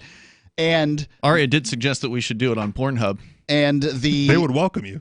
Right. Well, there's one guy who does does sort of regular streams on Pornhub, and he has a lot of followers. Wow. They were talking about moving all the ammunition videos and gun videos from YouTube to Pornhub. Right. YouTube started to ban Yeah, we talked about that when it happened. I think a channel that I support on Patreon actually started putting some of their videos on Pornhub just as like an experiment, and it became like a trend. Yeah. I guess they were one of the first to do it. But yeah, I mean, I think there's good market reasons why they want to why they don't want to be super strict about this, because they don't want to be known as being super strict cops about their rules. But at the same time, they would probably not, because if you opened it up to nudity, obviously you'd get a lot of pushback from people not wanting children going on the site. Well, But it's more clear importantly- that it's clear in their one of the things that is clear in their policy is that nudity is not allowed. But they don't define nudity. What constitutes nudity? It depends on who you ask, which states' regulations we're talking about here. In New Hampshire, as I understand it, nudity has to do with the public display of genitalia. In which case, breasts are not genitalia, so therefore that doesn't qualify as nudity. What, was Aria being lewd? Was she? No, she wasn't like rubbing on herself or or anything like that. No. Was that another part of the definition? Let me read it for you here. Here's from Twitch's community guidelines for listeners just tuning in. We're talking about our temporary ban from Twitch that has expired as of tonight. We're back now at twitch.lrn.fm. But here's the nudity and attire section of their community guidelines. Quote, streaming is a public activity. Therefore, we recommend creators wear attire that is appropriate public attire for a given context, intent, or activity. That's the nebulous part, right? Well, certainly was her intent to be controversial and probably get banned. But it's called it was her Aria intent, Uncensored. Right. And here is Ian breathlessly trying to determine what is censorable about the program called Uncensored. For game streams, most at-home streams, and profile channel imagery, we recommend attire appropriate for public settings, such as what you would wear on a public street or to a mall or restaurant. Well, now those are two different things, right? Yeah. Like, if I'm on a public street, I can be topless. If I'm in a mall or a restaurant, odds are they have a shirt rule that would be required on me. And that would be a property rights thing with the mall owner versus the public street. Right. For example, for a fitness stream or an IRL stream from a location such as a public beach, attire appropriate to those public contexts is recommended, such as workout clothes or a swimsuit respectively, which of course suggests that men would be allowed to be topless at a public beach. Yeah, Speedos. She did a beach backdrop instead of the LRN. Get a green banner, screen with a beach in the background. Do some like squats or something. So like you're outside working out topless. As noted in the section above, attire is just one factor of many that we consider when evaluating reports for potential sexual conduct. Finally, they say attire intended to be sexually suggestive and nudity are prohibited. So nudity prohibited, clear, right? Okay. Attire intended to be sexually suggestive. So wearing like sexy lingerie or something like that would probably qualify as that. Your nipple pasties might be caught up in that too then. Good point. Attire or lack of attire intended to be sexually suggestive includes undergarments, intimate apparel, or exposing/focusing on male or female genitals, buttocks, or nipples. So that's the end. That's the nudity. Do you think you could slide by that video of the guy who about Halloween time carved the pumpkin here on Local Access and then sort of talked lovingly to a hole in the pumpkin? A slit. He had a slit carved in the pumpkin. Carved in the pumpkin. And he started rubbing that part of the pumpkin, while saying fairly lewd sounding things, but bad without squash. Yeah, without crossing You're a line. Naughty fruit. Yeah. Reminds me of American Pie. It's like warm apple pie. It's like a nicely carved and that caused pumpkin. some controversy. Oh yes, at the it local did. It's public pretty clear access what that station. guy was trying to do, but he never crossed a line. No. Because I wish I could find that video today. God, man. it was I good. wish I could find it. Anyway, don't worry. One of our audience members will make a video like that for you. Yeah, but it won't be the same. Anyway, go ahead. Anything else you got, Free Market Penguin? Well, I guess we'll see what happens on Tuesday. But I don't know what she's going to do. I know she was talking about just not even streaming on Twitch, but I think that the idea. What does DLive say? DLive does not allow nudity. Their policy is more clear than Twitch. They don't have this sort of nebulous. Well, it depends on where you are. Would she have violated DLive's policy? I don't think so. But then again, they don't define nudity either. Okay. So someone has to report it. Somebody does have to report. That's true. But I would presume the same people reporting on Twitch may have also reported us on DLive. But I don't know. We don't know who sends the reports. Then again, or actually, in addition, we've got this Top thing that you had brought up. We didn't know what it was called until tonight. But that's even better than what I was talking about, because I was talking about like hairy male nipples. Oh, on a photograph of hairy male nipples on a bikini top. Right. I went and looked for nipple bikini top or whatever, and even then better, I found the tatatop.com, where there's airbrushed, but they look pretty good from a distance, airbrushed from nipples. Here I couldn't tell. So they're not actual photographs. Yeah, I mean, on a bikini top. Pretty clear what they are. It's brilliant. I think it's hilarious, and so I have suggested this to Aria. I said, "Well, what do you think about this?" And if so, I am willing to buy this $34. Would you get the darker bikini. one because it's on sale for her? Just to get her the black color nipples. Oh God! I don't know. Whatever she would want. All I wanted to do was be on the radio, Richie Rich. I mean, I don't know how this ever happened to me. I just wanted to talk to libertarians about how to make a better world. Why does the have to be cheaper? I don't know. It just it's on happens sale. to be. Maybe they have more. Supply and demand is the answer. Isn't that a bit racialist? Sorry. Take it up with Top. It's on sale. And, well, does that mean they're racialist against the white people because they're giving a better deal to the black ladies? It's whatever is convenient for the person who wants to talk about it. I think it's probably they just have too many in inventory and they want to move them. That would be my guess. Hey, thanks for the call tonight. Appreciate it. That's Penguin there on our Discord server over at discord.lrn.fm. And yes, you can sound that good too.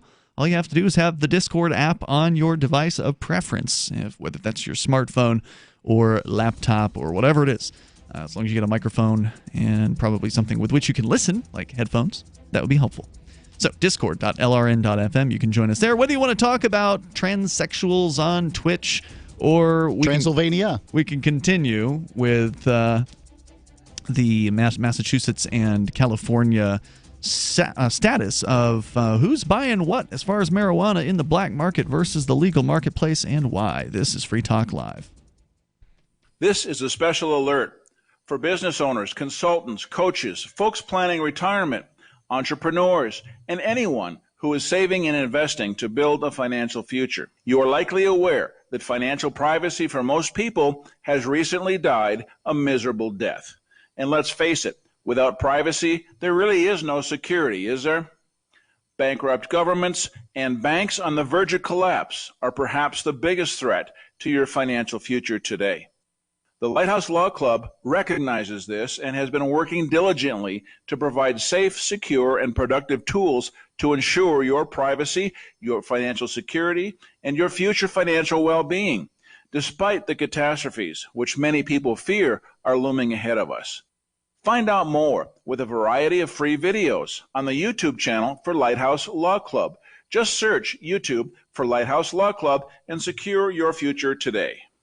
Did you know you can legally exit the U.S. federal income tax system?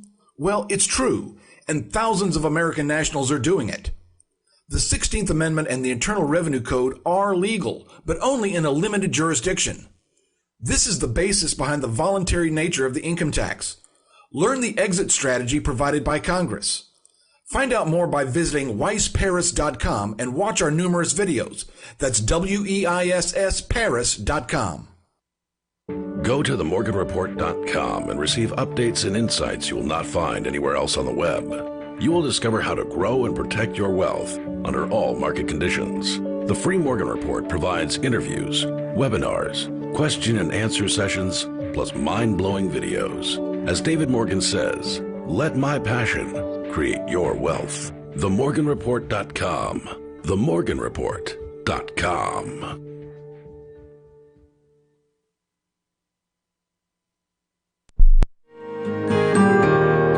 So the protection of life, liberty, and property is what the Free State Project is all about. But it's an effort to move 20,000 people who understand. It's about demonstrating to the entire country that, yeah, we can have a free market, a truly free market. Making it just a freer, great place to live.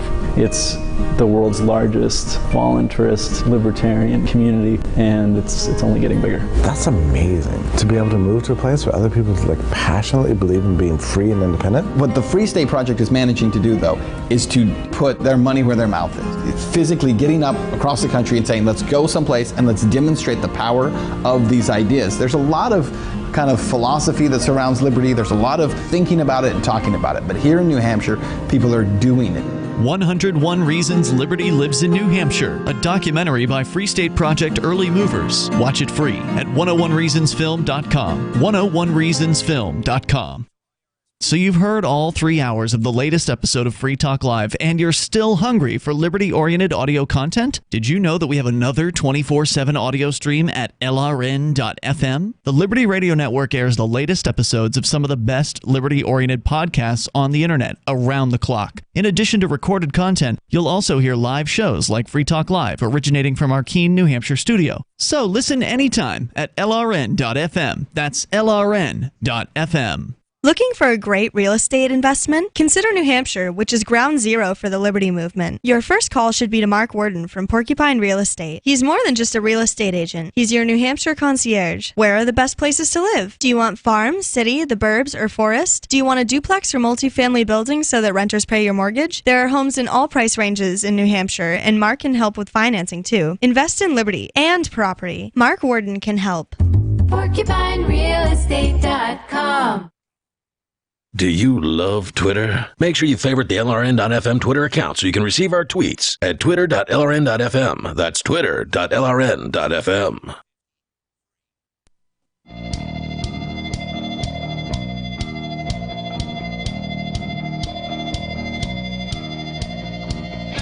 Free Talk Live. You're invited here if you want to join us. Our toll-free number is 855-450-FREE. We're going to look further at what's going on in Massachusetts and California with people still buying their marijuana in the black market because, well, we'll figure that out.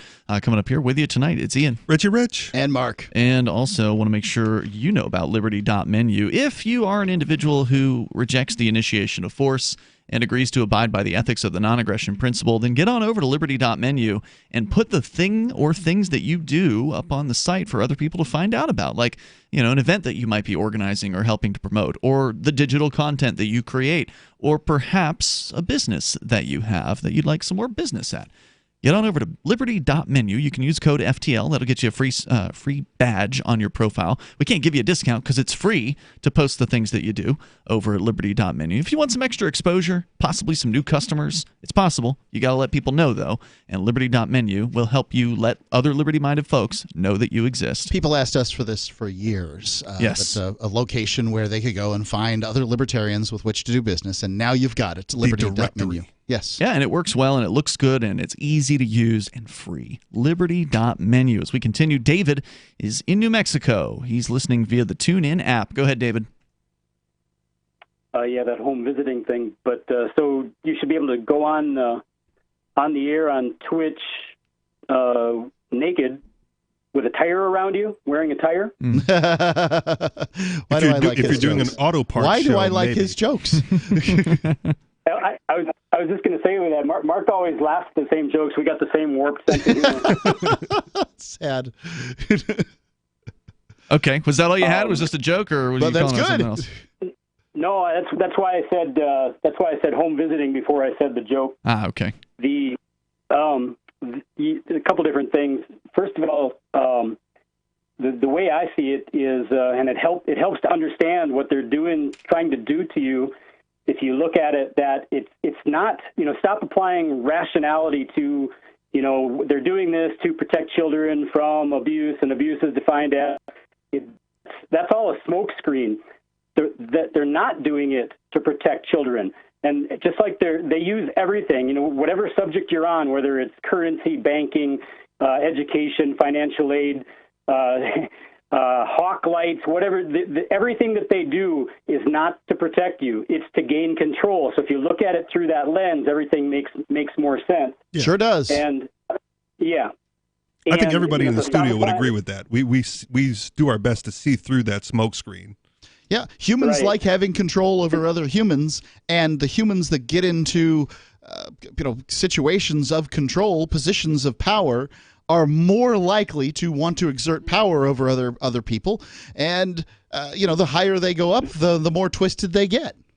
And they push the boundaries, right? How much more control can we extort from people? Yeah. Yep. And Mark had mentioned the guardian ad litem. You should do a search for CASA for Children, CASA, Court Appointed Special Advocate, which is a program that has been used for a long time in the United States. And what it is just any idiot can apply to be certified as a CASA. You don't need any qualifications whatsoever, a high school diploma, and they'll give you like 40 hours of training, and then you can go into the courtroom and protect children.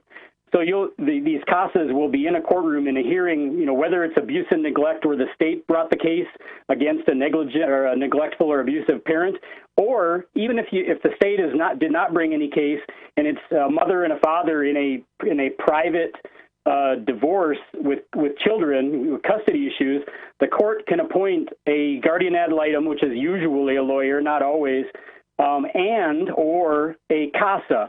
And so that these people are assigned by court order by the judge to be up your rear end and come into court and get into all your business and go and interview doctors, lawyers, therapists. Well, busybodies would love this job.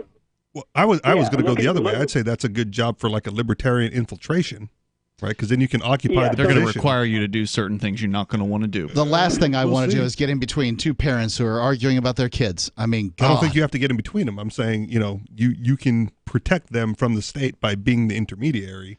Half the kids in this country need to be protected from one of two of their parents. Okay.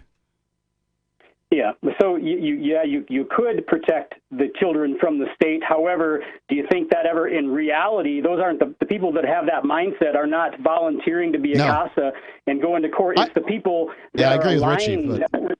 Yeah, and then if you were a libertarian type, you would likely to be disqualified for some reason because you're not going to follow the orders of the state and the. Well, that's why I said infiltration. Yeah, you'd have to pretend like you are very obedient, likely to get the job. Get the job, and then once you have the job, then you can, Well, I think I'm safe as a convicted felon. I think I'm good. I'm not applying David, for it either. Thanks for the call, man. I appreciate it. Toll-free number here, 855-450 free, like freedom, if you want to join us here. So we were talking about the story from the Boston Globe, and Mark, you've got a similar one from California, right? About how now 2 years after Massachusetts had a ballot initiative in 2016. Voters passed, with a good margin, I think, the legalization of cannabis. At least a couple stores have opened. I don't know. I know as of November there were 2 stores. I haven't looked to see if there have been some more that have opened since then. But regardless, people in Massachusetts, nearly 90% How do you know there were of 2 stores in November? Because I went to one of them. We talked about it on the air at that time. As more states legalize marijuana, says the story, they're finding mixed success in shrinking the criminal trade. By some estimates, 80% of pot sales in California are done in the shadows a year after going fully legal. States that have had regulated recreational market opening longer or operating longer, Colorado, Washington, and Oregon, have been more successful in getting cannabis consumers to buy legal. So looking at the charts here, Colorado, 33% are buying on the black market. Colorado, 2018, 33%. Oregon, 48%, Washington, 39%, California, 82%, and Massachusetts, nearly 90% buying in the black market. Massachusetts regulators say they've issued licenses as quickly as possible under the law, which requires applicants to first negotiate contracts with local governments, an often long, arduous process. Well, there's your problem right there. State officials say shrinking the illicit market is a top priority. It undermines tax revenues, hurts legitimate businesses, and supplies kids with marijuana.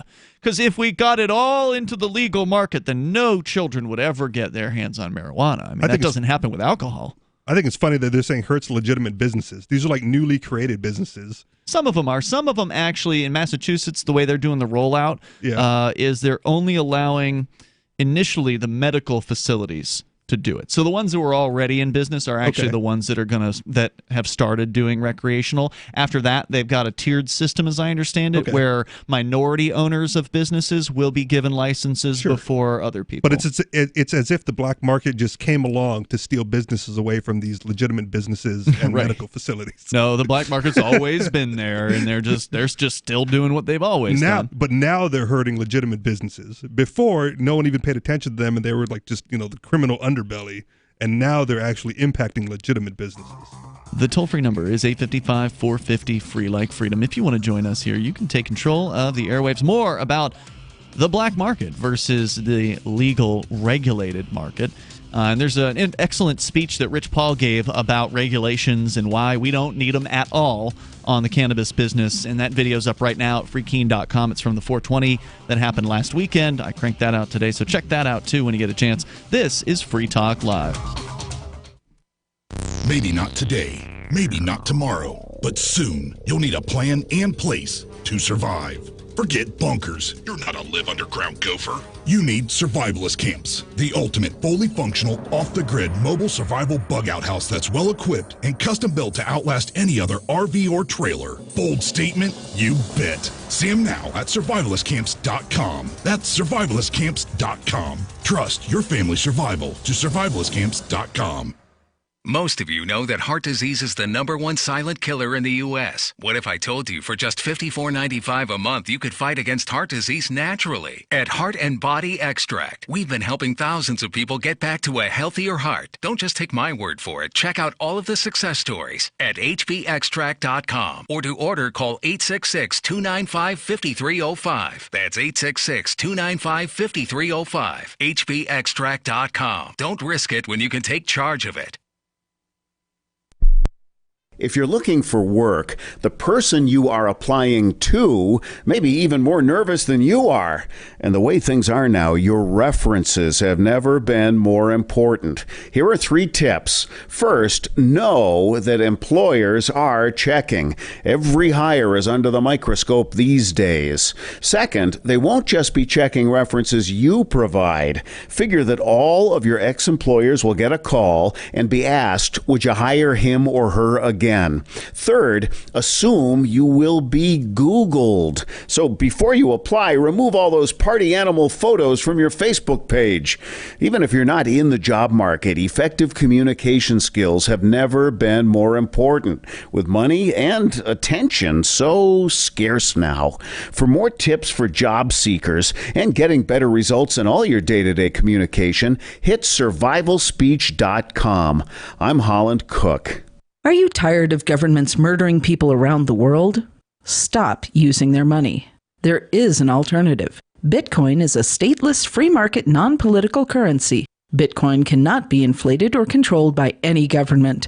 By using their money, you are helping the state. Stop doing it. You have an incredible alternative available now. Learn it, use it, spread it. Get started with Bitcoin at bitcoin.com. That's bitcoin.com. LRN.FM is proud to announce our official listening apps for Android and iOS devices. Now you can easily tune into our streams anywhere, anytime on your smartphone or tablet. Just visit apps.lrn.fm or search for LRN.FM in the Android or Apple app stores. Please download, rate us 5 stars, then share the link on your social media and let your friends and family know how you're listening to LRN.FM. Download it now, free at apps.lrn.fm. Free Talk Live. The snow in Georgia isn't real because if you take it and you wad it into a snowball and you hold a lighter to it, it doesn't burn. What?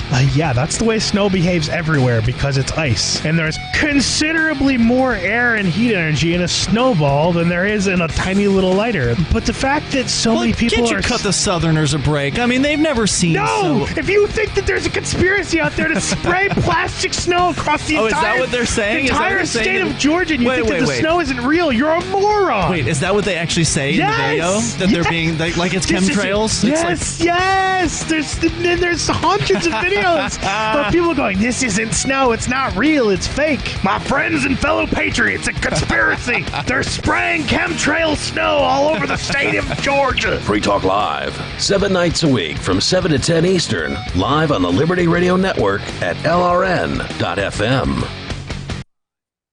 You can put the Liberty Radio Network on the air in your area. Visit broadcast.lrn.fm to learn how. Broadcast.lrn.fm.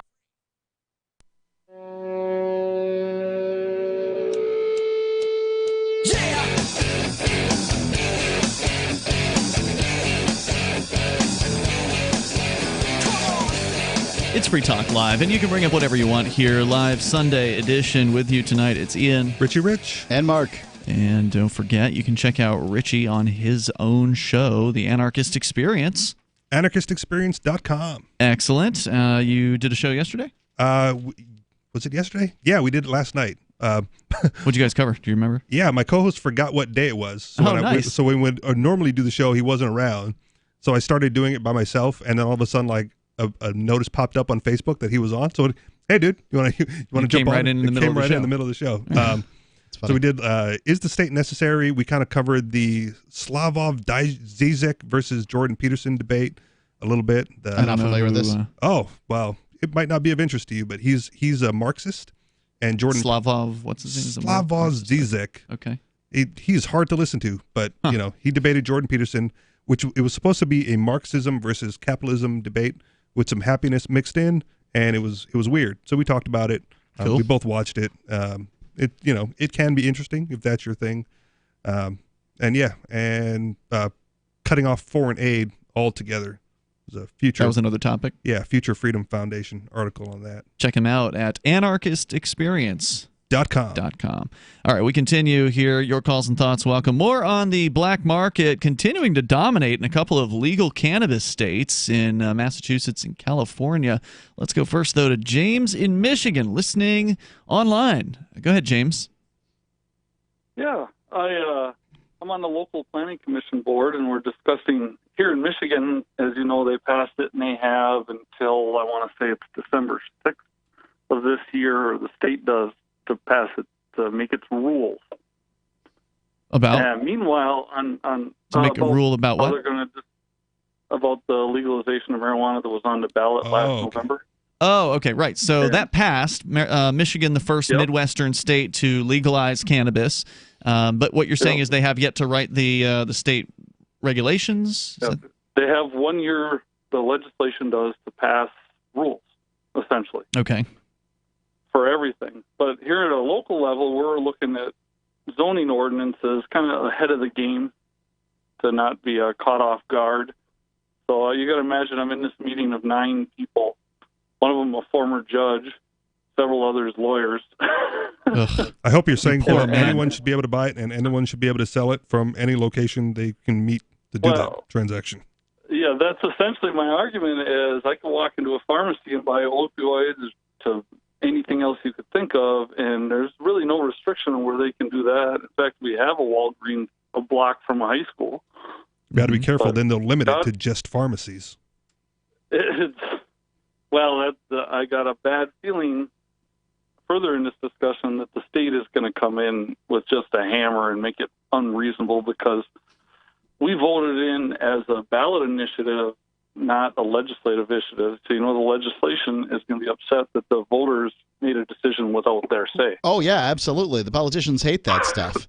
It's very rarely are they delighted by the notion that people actually do attempt to rule themselves. The people deciding what's best for them? We must show them why they need us. When they're running, right? So how has it gone when you've proposed to abolish the entire planning board? You've done that, right? No, I have not. Oh, man. I hear you, though. It's an interesting attack. Unfortunately, guess what? The state legislates that every township body has to have 9-person boards that you can't fill. Wow. You can't get people to do because you can't pay them. Because it's god-awful, thankless work that just, basically a lot of attracts busybodies who want to control other people.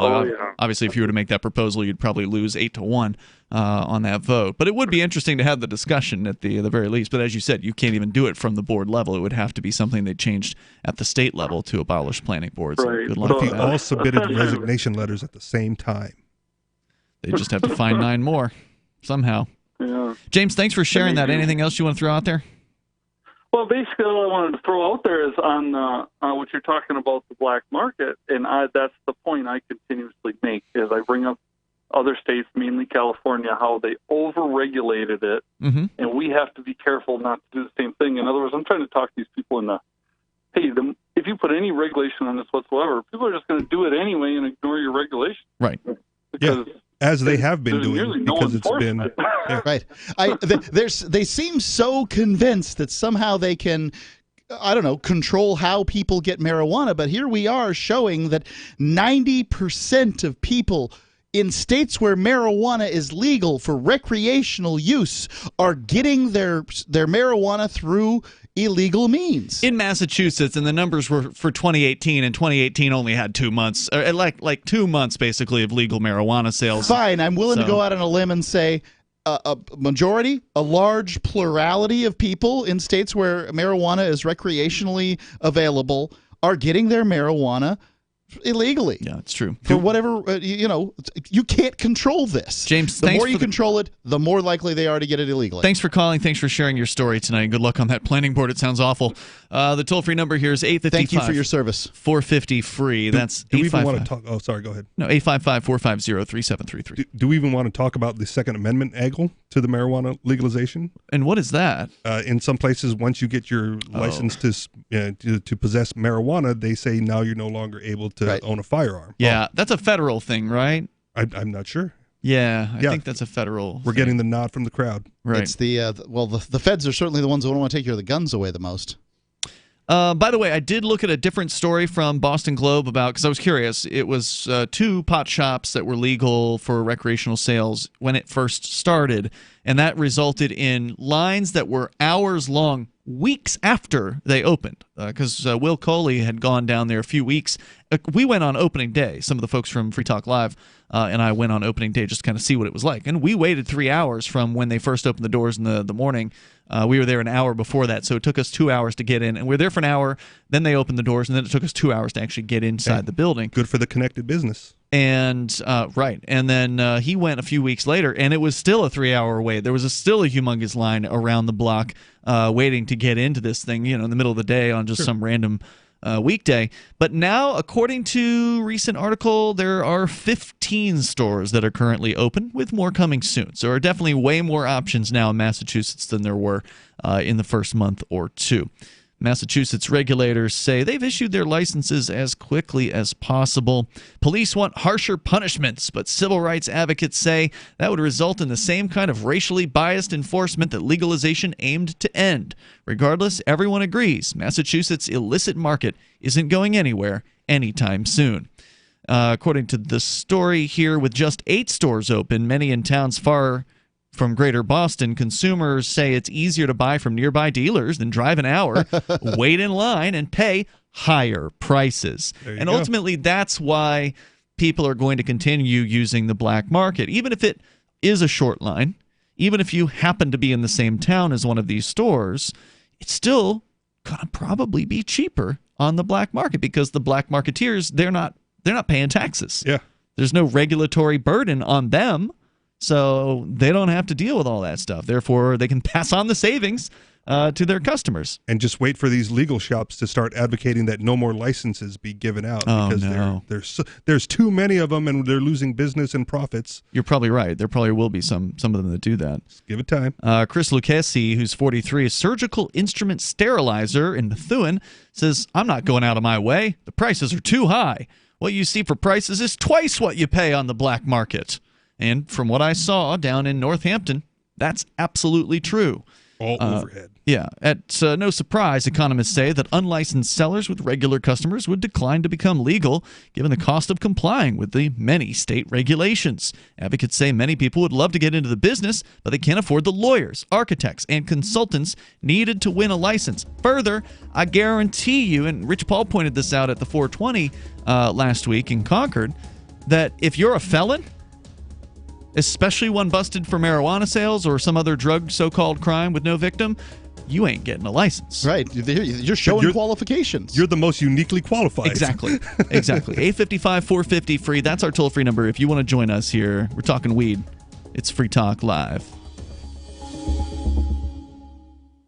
Would you like to hang out with Penn Jillette? He's keynoting Freedom Fest this year. I, for one, am thrilled. Freedom Fest is the largest liberty-oriented gathering in the world. They take a Big Ten approach with libertarians, conservatives, liberals, anarchists, capitalists, and just open-minded people mingling together to hear real debates, share real solutions, and converse freely. This year's theme is the Wild West, a time of liberty and opportunity, or a time of anarchy and violence. Maybe both. Go to freedomfest.com/FTL and get your tickets now. freedomfest.com/FTL. Not convinced yet? Hey, I understand. It's a high-end event. Even with coupon code FTL50. Sure, you're likely to receive investment advice that'll make that sum seem paltry, but I have something special for you. Go to freedomfest.com/FTL and you'll get the 5 best speeches from last year for free. Call it a test drive. Do yourself a favor and go to freedomfest.com/FTL. freedomfest.com/FTL. Use coupon code FTL50 for a discount. What would your life be like if you woke up each morning with new vitality, feeling better than you have in years, and you noticed a difference in your sleeping patterns, blood sugar levels, and had a sense of well-being overall? There's something that is changing thousands of people's lives, and you could be one of them. It's called Heart and Body Extract. Sharon Harris, co-creator of Heart and Body Extract, talks about the positive effects of Heart and Body Extract. What happens with the formula Heart and Body Extract is it's giving the body the necessary vitamins, minerals, amino acids, enzymes, and phytonutrients so the body will heal itself. And yes, the body does have the ability to balance blood pressure, balance cholesterol, clean and unclog the arteries. It can also work on balancing the circulation for diabetics. So the body is an amazing thing. It simply needs some help so it has the tools to heal itself. Heart and Body Extract gets results. To order your 2-month supply, call now, toll free at 866-295-5305. Order online at hbextract.com. Would you like to hang out with Penn Jillette? He's keynoting Freedom Fest this year. I, for one, am thrilled. Freedom Fest is the largest liberty-oriented gathering in the world. They take a Big Ten approach with libertarians, conservatives, liberals, anarchists, and just open-minded people mingling together to hear real debates, share real solutions, and converse freely. This year's theme is the Wild West, a time of liberty and opportunity, or a time of anarchy and violence. Maybe both. Go to freedomfest.com/FTL and get your tickets now. freedomfest.com/FTL. Not convinced yet? Hey, I understand. It's a high-end event. Even with coupon code FTLEB. Sure, you're likely to receive investment advice that'll make that sum seem paltry, but I have something special for you. Go to freedomfest.com/FTL and you'll get the 5 best speeches from last year for free. Call it a test drive. Do yourself a favor and go to freedomfest.com/FTL. freedomfest.com/FTL. Use coupon code FTLEB for a discount. There are lots of ways to listen to Free Talk Live. Our podcast has been around since podcasts began, and now the FTL feed is loaded with content besides our full show archives. Did you know that we make it easy for you to customize your podcast subscriptions? We have different feeds, one that includes only our full shows, one with just the Daily Digest, and one with just the Edgington Post. You decide what you listen to. It's quick and easy to customize your feeds at feeds.freetalklive.com. That's feeds.freetalklive.com. So you've signed the Shire Society Declaration and are planning your move to New Hampshire to be around more liberty-oriented people. Next, sign up for the Shire Society Forum at forum.shiresociety.com. There are a bunch of people there who are already in the Shire, and they want to meet you. If you're already in the Shire physically, you should also come by the forums. Remember, not everyone uses Facebook. New people are signing up for the Shire Society Forum every month, so drop in and say hello at forum.shiresociety.com. Help get LRN.FM into more ears. Visit promote.lrn.fm for a free bumper sticker, flyers, banners, graphics, and more. Promote.lrn.fm.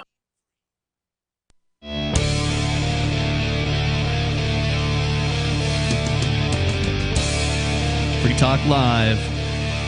The final segment of this live Sunday edition of the show. You can dial in here toll free at 855-450 free like freedom.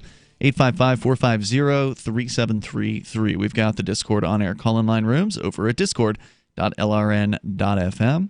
And in the studio tonight, it's Ian. Oops, sorry, try that again. Richie Rich. Right. And Mark.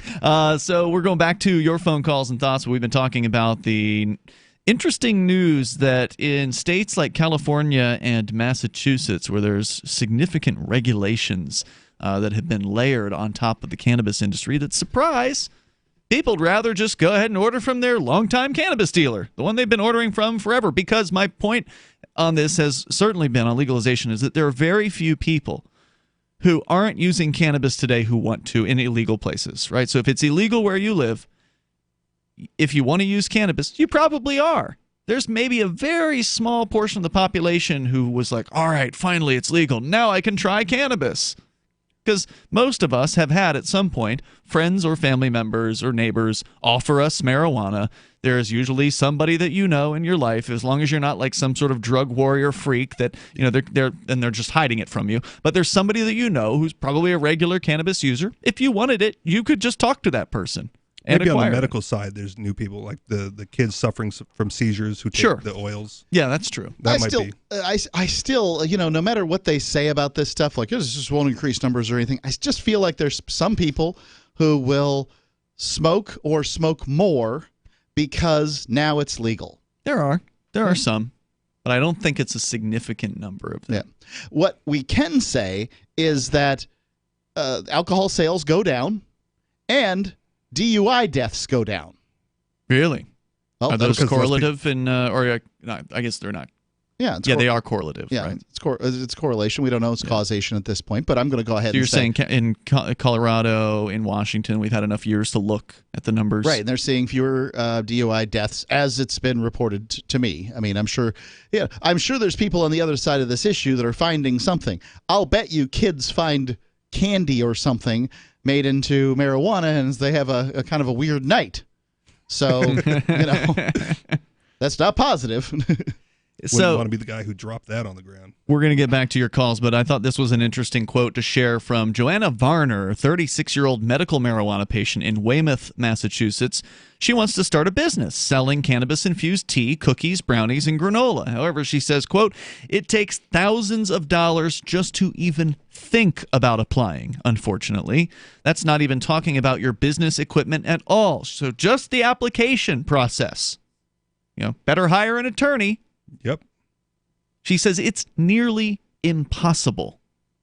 So that's why you need to hire an attorney, right? Because then they can walk you through the process. They make it nearly impossible for a reason. And so who writes the laws? The attorneys do. Yeah. Attorneys write laws so that attorneys have jobs because attorneys find attorneys' work to be valuable. Everybody else calls them liars, not lawyers. Let's go to Dodger in Michigan, listening on the TuneIn app. Go ahead, Dodger. Yeah, I just kind of wanted to point out I had my cousin is very good friends with this guy, and it's a guy that I went to high school with. And go figure, he had the only dispensary in the county that was, did medical marijuana once it became legal. And now that recreational is legal in Michigan, he is lobbying the state Congress to essentially make it so that in order to get essentially everything. I mean, this guy is invested hundreds of thousands of dollars into it. So wait, what is he lobbying them to do? Sounds like he's trying to protect his interests. To make sure that everything that is sold recreationally goes through like these certain stipulations. So he wants more controls being put on. I mean, they're still writing the regulations. So he wants more regulations, more controls on the manufacturing process for recreational centers. The testing process after everything is said and done, in order to be able to sell it. Now, that this guy has pretty much had a sort of kind of monopoly in our county because he's the only person in the county that so was he able thinks to sell. he should be listened to. He's got political sway, and he wants to make it as difficult as possible for anyone to compete with him once they start opening up recreational. That figures. These bastards ought to go screw themselves because they are just awful. They're just That's how it is, right? They just he didn't get into business to make money for other people. He got in it for himself. Right, but the market opened up for you, dude, and to advocate that everybody else should be kept out, you ought to be ashamed of yourself. It's a pretty normal human thing to do. I welcome competition. This is how the Yankees are when they come down to Florida, right? Every one of them comes down to live in our home state, Ian, where we were born, and they're like, well, now that we're here, let's figure out ways to keep the other Yankees from coming. Well, it just doesn't work that way. What pisses me off is that I went to high school with this dude. I mean, he's... well, was he a jerk then, too? I'm not sure what that has to do with anything. Well, it's just like he's always been like this big, legalization of cannabis advocate type of dude. And then because he wanted to be the first in there. And then I find out that he is actually like lobbying our state Congress to essentially make it to where... It's frustrating. It really, Dodger, thanks really for the call, man. I off. appreciate you telling your story tonight. The toll-free number is 855-450-FREE. Yeah, I mean, sounds like he just wanted legalization only to the point where he was the one who was able to sell it, nobody else. Yeah, that's pretty much what he wanted. What a shame. We continue here with, we had Gene, the Christian anarchist. He has disappeared. Anyway, if you want to join us on our Discord server, you can do that over at discord.lrn.fm. Get on the air with us, talk about what you want. McBride said regulators are sensitive to the costs of compliance. This is the Boston Globe article. I'll bet they are. I bet they're just sensitive as they could possibly be. The state commission may consider starting a fund to help applicants or adjusting rules to allow for small operators to split the startup costs. Oh, with whom? How kind of them. Isn't that nice? She may consider starting the fund. It's so that too doesn't mean they're expensive. going to start a fund. That just means they might consider it. Right. Sure. And if they were going to start a fund, it doesn't mean when they would start the fund. Right. If enough of those smaller shops contributed to her campaign. Right. As soon as my connected friends manage to get their stuff up and running and established in the marketplace, that's when we're going to start considering starting a fund so that people might share. We're going to begin commencing to start considering God. a thing. Yeah. Planning to plan. Yeah. Right. In the 10 states that have legalized marijuana, the fate of the illicit market has largely Freedom isn't hinged. going to happen in America, people. I'm sorry. No. It was lost a long time ago, if it ever existed. It has largely hinged on the heavy cannabis consumers, said Andrew Livingston, director of economics and research at Vincente Sederberg, a law firm that specializes in the cannabis industry. I bet they're keeping busy. They are unlikely to buy legal, he said, until licensed stores are competitive with dealers on price, quality, selection, and convenience. At least he understands. Daily and near-daily cannabis consumers account for, get this, 75% of the industry's spending, according to a 2016 study in Journal of Drug Issues. And those people, since they're spending every day, are super price sensitive. They want to get the best deal. Yeah. California's struggles today resulted from its long experience with medical marijuana, Livingston said, in which storefronts sprouted all over, selling inexpensive cannabis to anyone with an easily obtained doctor's note. Some of those dispensaries were regulated by local officials, but not licensed by the state, said Livingston. Growers weren't licensed either. So when recreational pot became legal in California last year, dispensaries that wanted licenses suddenly had to source more expensive cannabis from licensed growers. So they made it even harder than it was under the medical scheme in California, which I didn't know that. I didn't realize they had unlicensed grow operations during medical. That's amazing. It's amazing how uncompetitive the legal market is in so many areas. Let's Price, see here. Quality. What was the other one? High taxes also added to the cost. The result, prices at licensed marijuana stores skyrocketed, while the many unlicensed shops continue to offer lower-priced pot. California and Oregon, where outdoor cultivation flourishes, have struggled with too much marijuana for their home markets. Prices fell dramatically in Oregon to an average of $5 per gram, sometimes as low as $100 an ounce, about a third of the current prices in Massachusetts. That's encouraged some Oregon growers to sell their crops in states where the drug is illegal and prices are much higher. Now, again, that's not legal to let the marijuana go out the back door, so to speak, in these legal states, but it's a way to make extra money. I say you don't want to let it go to waste. It's an interesting article, and there's a lot more to it. I'm going to share that on our social media. You can follow us on Mastodon at toot.freetalklive.com. We've also got our Telegram channel over at telegram.freetalklive.com, and Twitter. We're still there at twitter.freetalklive.com. I will post that here shortly, and we'll see you tomorrow night. You can join us online in the meantime at freetalklive.com. Is spreading the message of liberty, cryptocurrency, and peace around the globe worth $2 per month to you? As you may already know, in addition to our internet feed, LRN.FM broadcasts on free-to-air satellite across North and Central America, as well as Sub-Saharan Africa. And we've been available on satellite for free 24/7 since 2010. The LRN.FM free-to-air satellite signal is reaching some of the most oppressive regimes in the world, and there's no doubt our ideas are making an impact. You can learn more about the channel's impact by watching the 3-minute video at fund.lrn.fm. If you'd like to help free minds globally with our ideas of liberty, cryptocurrency, and peace, you can donate as little as $2 per month via fund.lrn.fm.